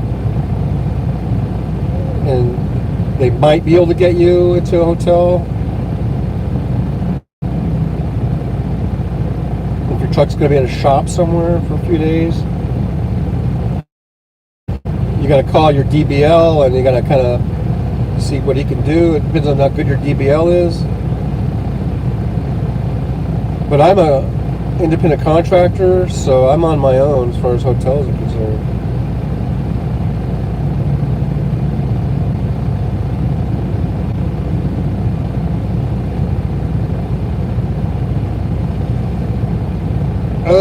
Longview, Washington.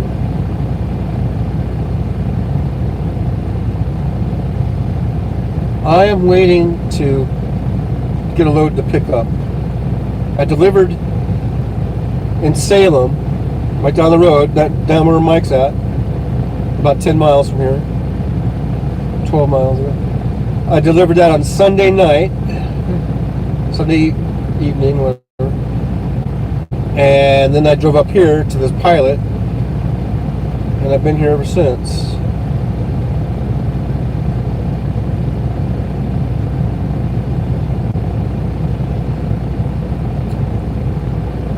And I'm looking at the load board, and there is nothing. It's just nothing. They're all old, with old dates, or they have no. I have to look. There has to be a green check mark. It means that you can book it. That means it's ready to go.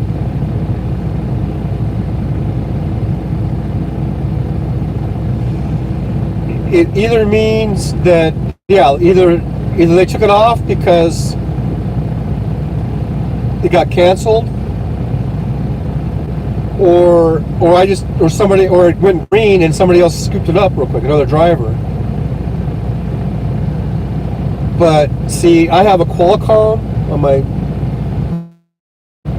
dashboard, and if one of the loads I saved, because you can save it to your favorites, if it comes up, then it'll notify my Qualcomm, and I never did get a notification. Now that's, maybe not 100% accurate, but I think it's pretty close as far as, if that load had come up to be ready, then it would have notified my Qualcomm, and it never did. So I think it just disappeared because the shipper canceled it. That's my guess. And right now, I'm just looking, and on this load board, everything either has old expired dates, which you can't book those even if it did have a green check mark. The computer's not going to let you book something in the past.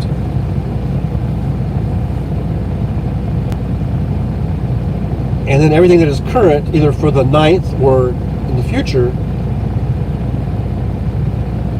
it either has no green check mark, which is what I need, or if it does, it's like way in the future. Like here's one, but it's not till next Monday.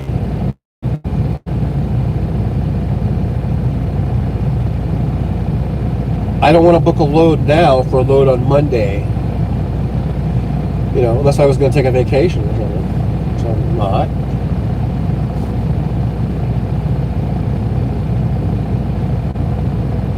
See, none of these. It's nothing. No green check mark.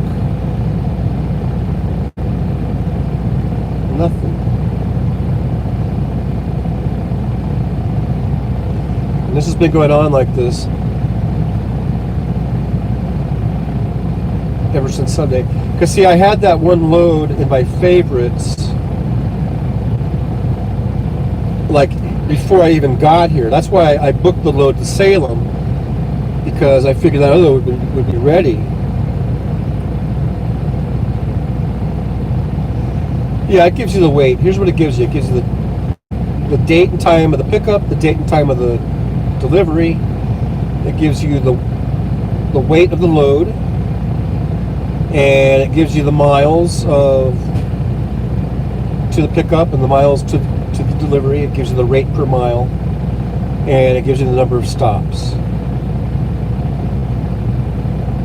It's because sometimes there are loads that have multiple stops. Either sometimes there's multiple pickup spots and sometimes there's multiple delivery spots. But 99.9% of the time, the loads I get are just one pickup and one delivery.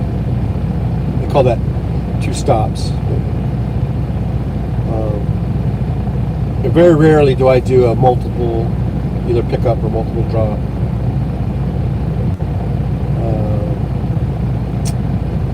Sometimes they have routing points. They want you to take a certain, usually potato chip loads, because they try to avoid real steep climbs and elevation, because the potato chip bags will pop open. So they'll route you around it, sometimes hundreds of miles around the mountain range. So that adds a lot of miles, but the miles, adds money.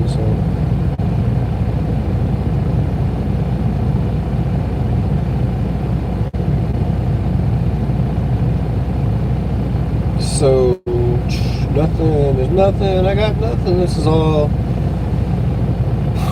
no green check marks. But anyway, like I was saying, when I booked the load, I picked up that load in Paris, California. That was the one in Paris, California, right? I think. No, I picked it up because I went to Salt Lake, and then Salt Lake, I picked up the load. Oh, in Nephi. Oh yeah, so this was the load I picked up in Nephi, Utah, and took it up to here to Salem. And the reason and that was a good paying load. And then I had this other load that was going to pick up in Portland. I had that set in my favorites because usually it would go green by the time I got here, and I would have had that all set up to go. So I would have just went and picked it up, and I would have been on my way down to Aurora, Colorado by now. But it did not work out that way.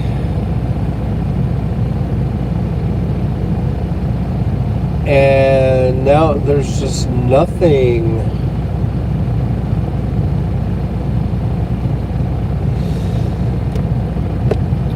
Oh shoot, now I'm starting to lose my battery. So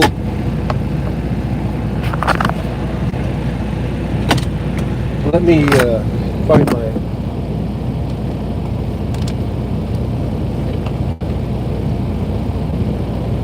cord here. I gotta plug in.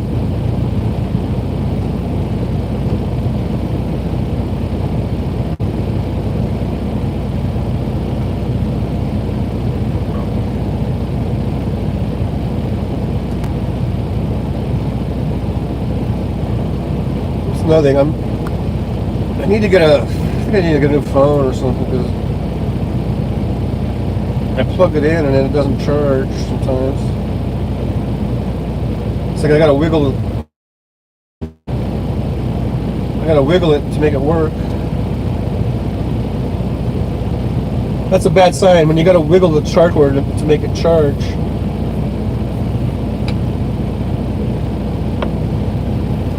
It's kind of a bad sign, wouldn't you say? Maybe it's time for a new phone or something. I don't know. It's an iPhone 10, I think. I think they just came out with a new one. New model. Maybe I should get a new one. I should get a new iPad too.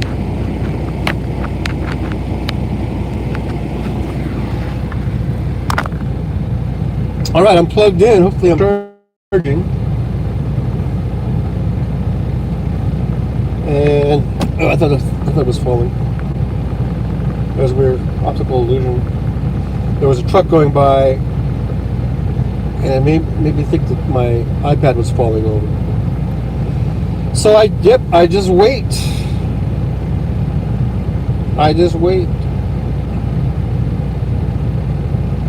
Not much else I could do. Just keep looking at the load board and see what comes up.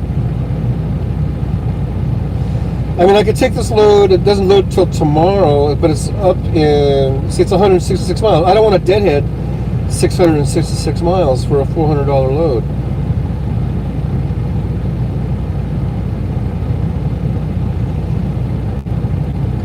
It's a short load. It goes to Winlock, Washington. I guess I'll favor it just in case I get really desperate. If it's still there, I might take it. I missed what you said. Was that Jolie? See, sometimes the thing will flash on, and by the time I look, it's gone.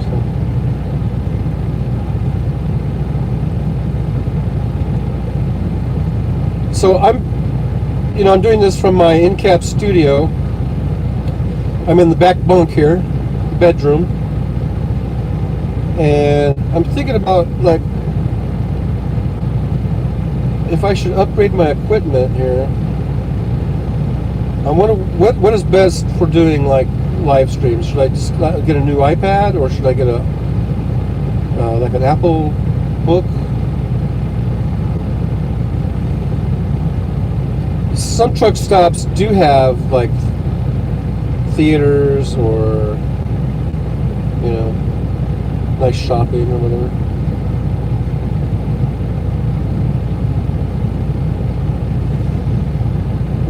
Well, what you do, you can only book one at a time. I mean, once you book one, you can't book anything else that's going to overlap the time that you have for that load. But you can book other loads, that would be after that. So sometimes, when things are working out right, I'll have 2 or 3 loads booked, down the line.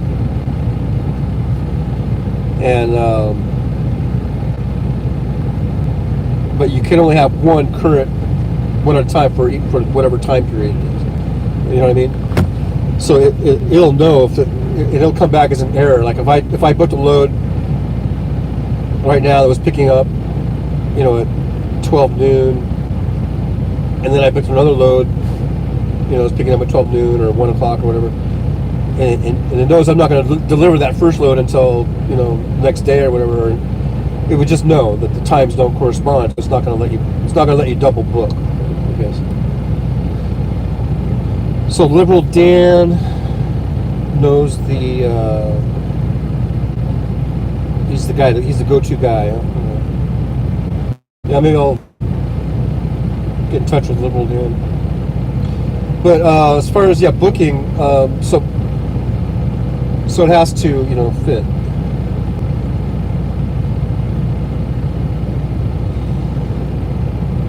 I don't know what they do. Like if no one picks a load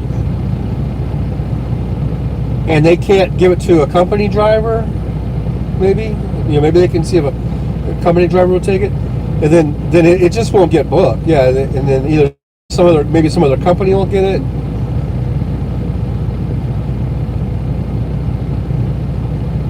But if no one gets it, no one gets it.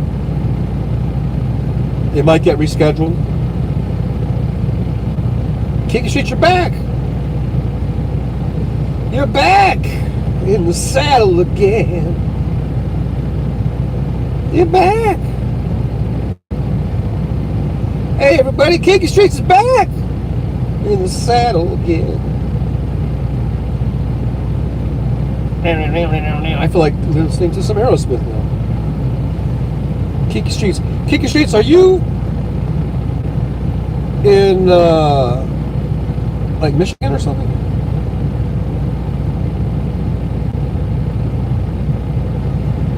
If I worked for the company,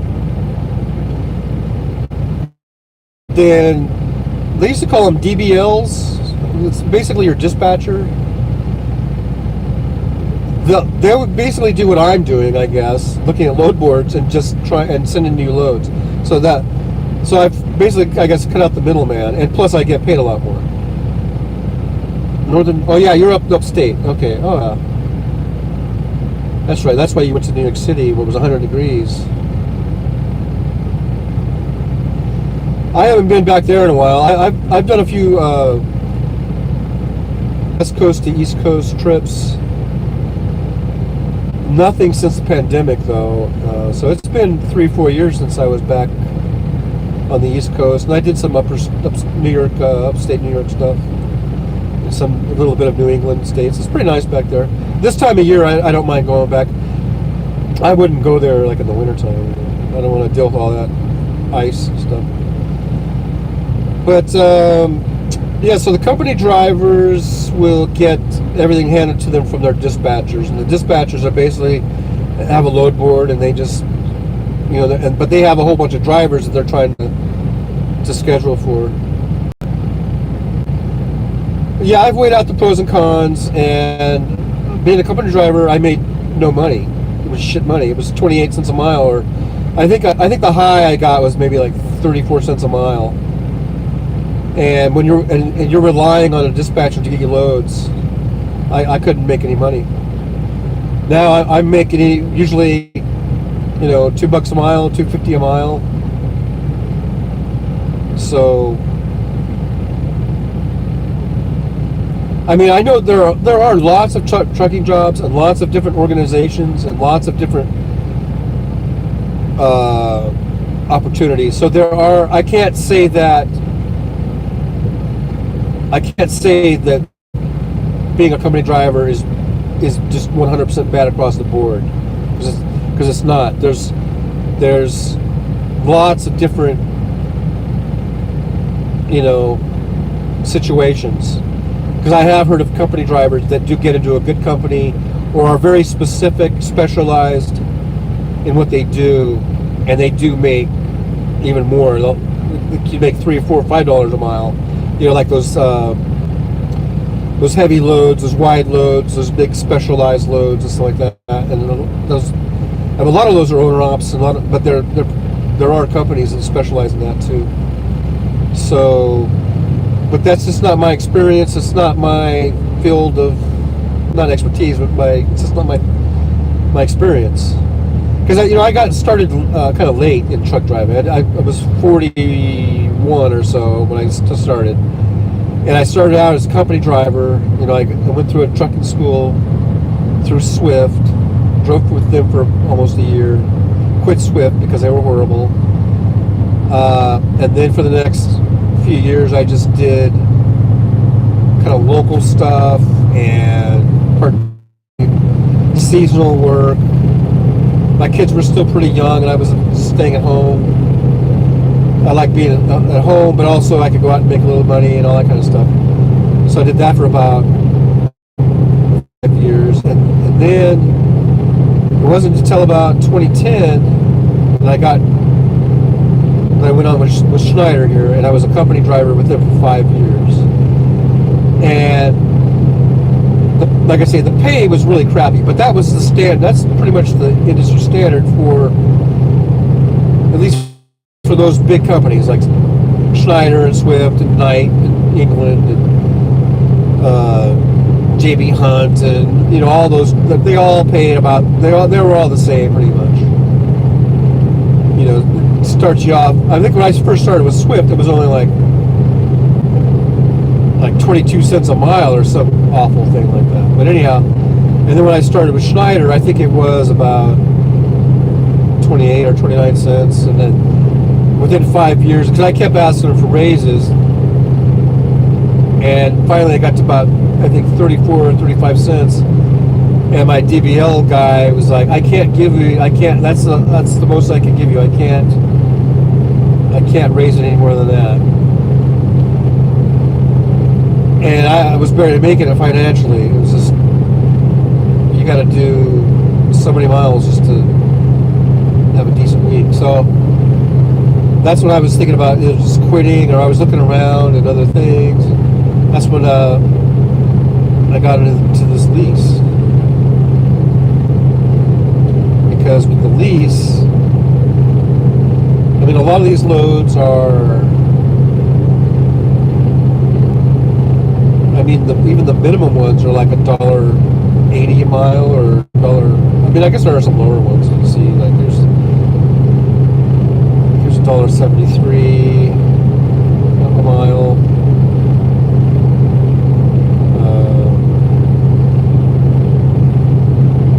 That's one of the lower ones. But most of them that I get are 2s. And when the truck's paid off, that's pretty good. When you have a high truck payment, it's tough. But so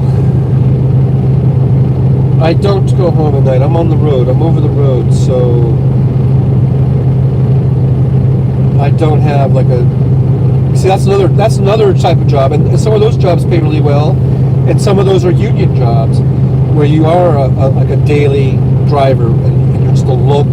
That's a local driver, and that's something that I could have gotten into, I guess, but.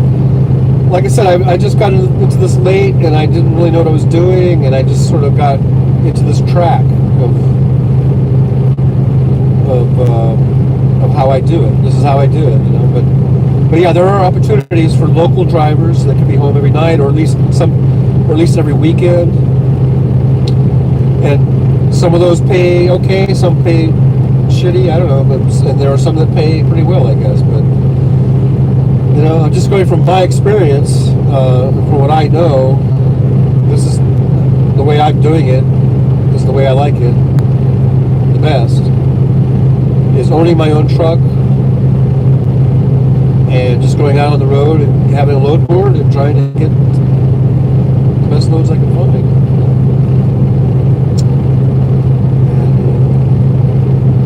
I'm sure there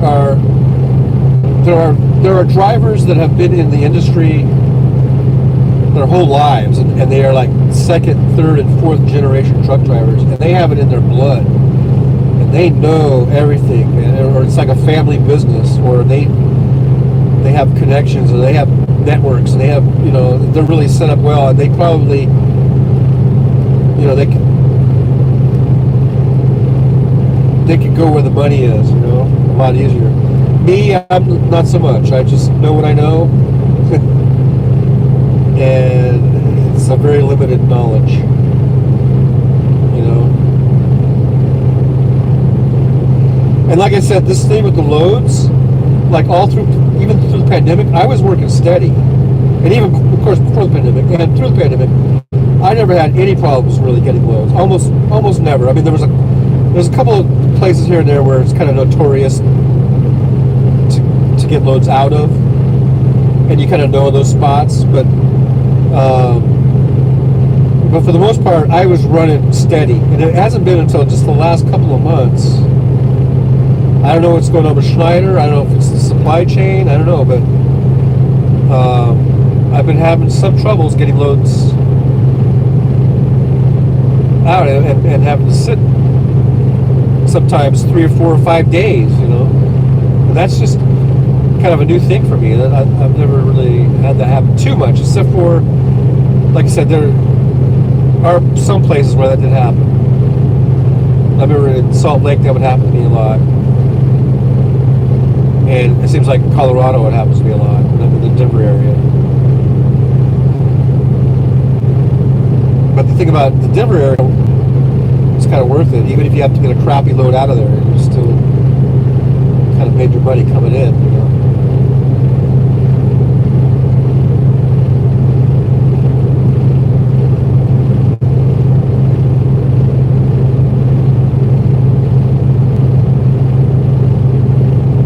So anyhow, still nothing on the load board. So anyhow, I think I might go ahead and might be calling it a day.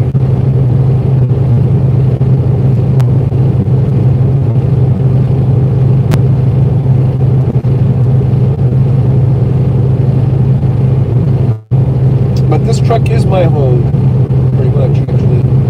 I'm out here, I'm in the truck,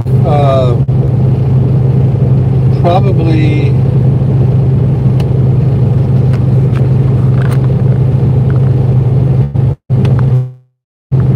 I mean, I go home about once every 6 weeks for about 2 nights, and I'm back out on the road.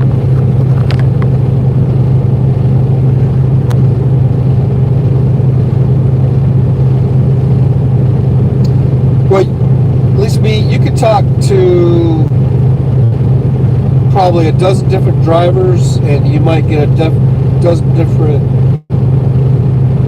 you know, certainly a dozen different perspectives and experiences because it is so diverse and there's so much stuff going on in so many different ways, like so many different driving opportunities, you know, like flatbeds and specialized loads, like the heavy loads and the oversized loads, and you know, there's dedicated runs, and there's the local runs, and there's the over the roaders, and, you know, it's just so much going on. So you can talk to a bunch of different truckers, and you can probably get all kinds of different, you know, stories and experiences. You know, one guy likes to do it this way, another guy likes to do it that way. You know, and that's kind of the appeal of truck driving too. Is, you know, kind of do your own thing. You know, just whatever kind of suits you. I guess, you know, that's what I like about it.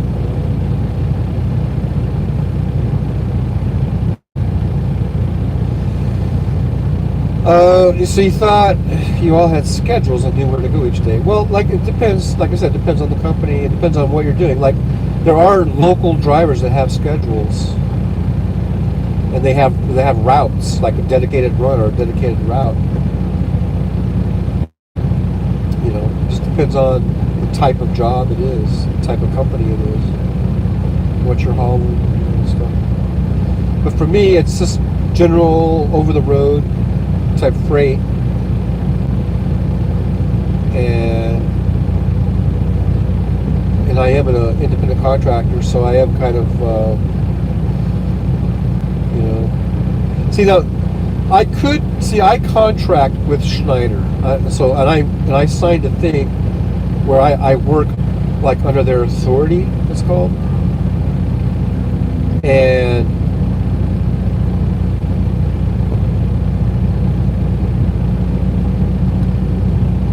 but if I wanted to, I could work under my own authority,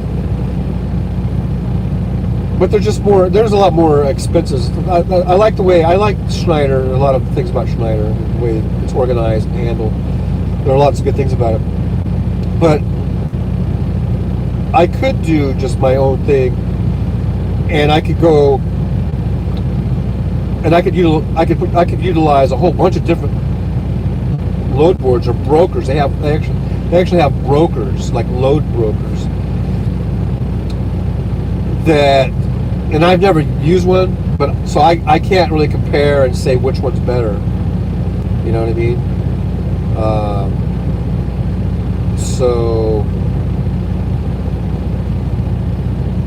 I don't know. This is kind of the only way I know. So, but there might be better ways. You know, the way I'm doing it might not be the best way. But, you know, I'm old now. I'm 61. I'm going to be 62 in a few months. And the way I see it is, I'm just going to do this until I retire. Probably. And maybe whatever that is, I don't know, 5 years, 6 years, you know. Maybe I'll just keep driving. As long as my health is up and I feel good and I enjoy doing it. And I do enjoy it, as long as it just gets a little frustrating like this, you know. But overall, I enjoy it, so I'll probably just keep doing this until I retire. I'm not looking for some big innovative thing or a big, like if I was 30 or my 20s or 30s or something, then that would be, and I was looking at still a lot of years of a career, then I would probably actively really be, looking for maybe a better system or something, really getting into being inquisitive and finding out, okay, what's the best way I can make more money, or I can get more security or whatever. But like I said, I'm in my 60s now, and I'm probably going to be retiring in a few years or whatever. So, who knows? I might do this another 10 years. I don't know, but it's just a little bit different at this age than if I was like my late 20s or early 30s or something. So, like I say, you go talk to a dozen different truck drivers, and you'll probably get a dozen different outlooks on the whole thing.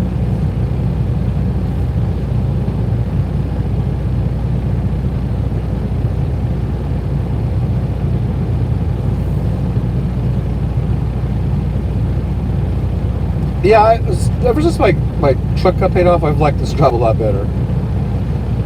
So, my next truck, I'm going to try to keep this one going as long as I can. And if I have to get another truck before I retire,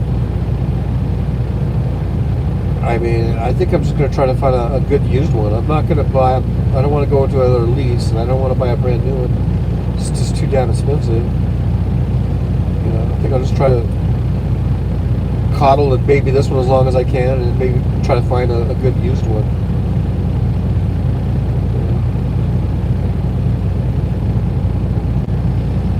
So anyhow, I want to thank everybody who came on today. Thanks for the likes and the thumbs ups, or I guess that's the same thing, and the whoever subscribed. I appreciate the subscribers. I would really appreciate getting more subscriptions. I think there's a magic number of 1,000, right? And then you can do more stuff. So I'd like to get to 1,000. I'm only at 300 and something. So let's get the word out. I try to do these shows. I scheduled it for Tuesday, Thursday, 9 a.m. Pacific time. And of course that is schedule permitting. So if I have a load that I'm under and I have to be on the road, then I won't do it. But on days like today, I got nothing else better to do. So here I am. I'm gonna go up front here because I'm on my Qualcomm.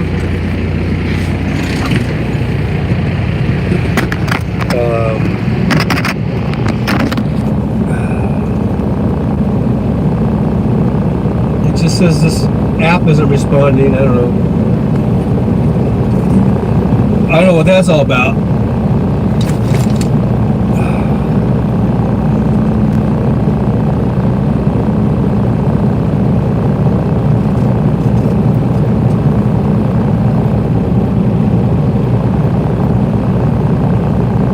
Yeah, I need another streamer to promote me. That would be great. But I appreciate you guys coming on. And if you guys can promote, that'd be great. Spread the word. Hit the share button. And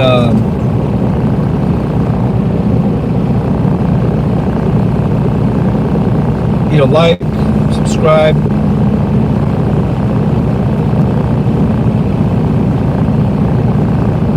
And all that. I'm just trying to figure this out here. Got something going on here.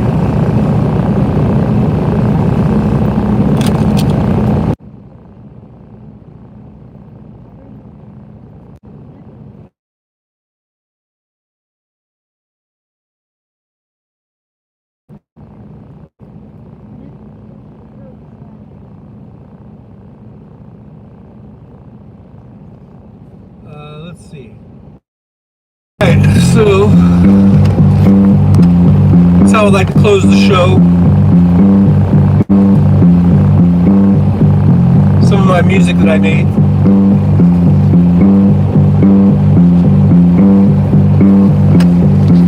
Here I am,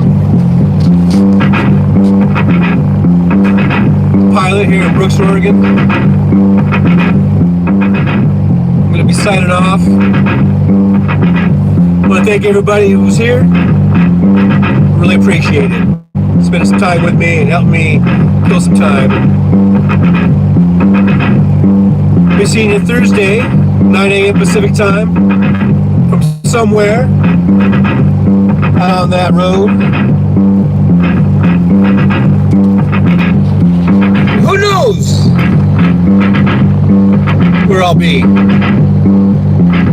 Could be in a rest area or at a truck stop, like a pilot, or even who knows? That's right, a Walmart parking lot. So until then, my friends, keep the shiny side up. Have a good one. Ciao, everybody.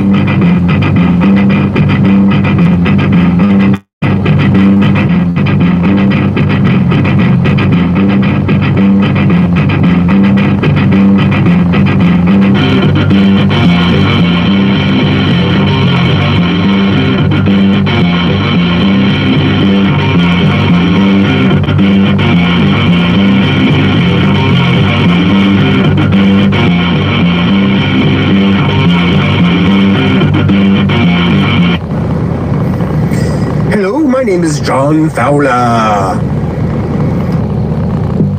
I'm a trucking across the USA. Yeah, I'm trucking just about every day. Yeah, I'm trucking. So what you got to say? I'd like to hear it today. Oh yeah, yeah, yeah. I'd like to hear it today.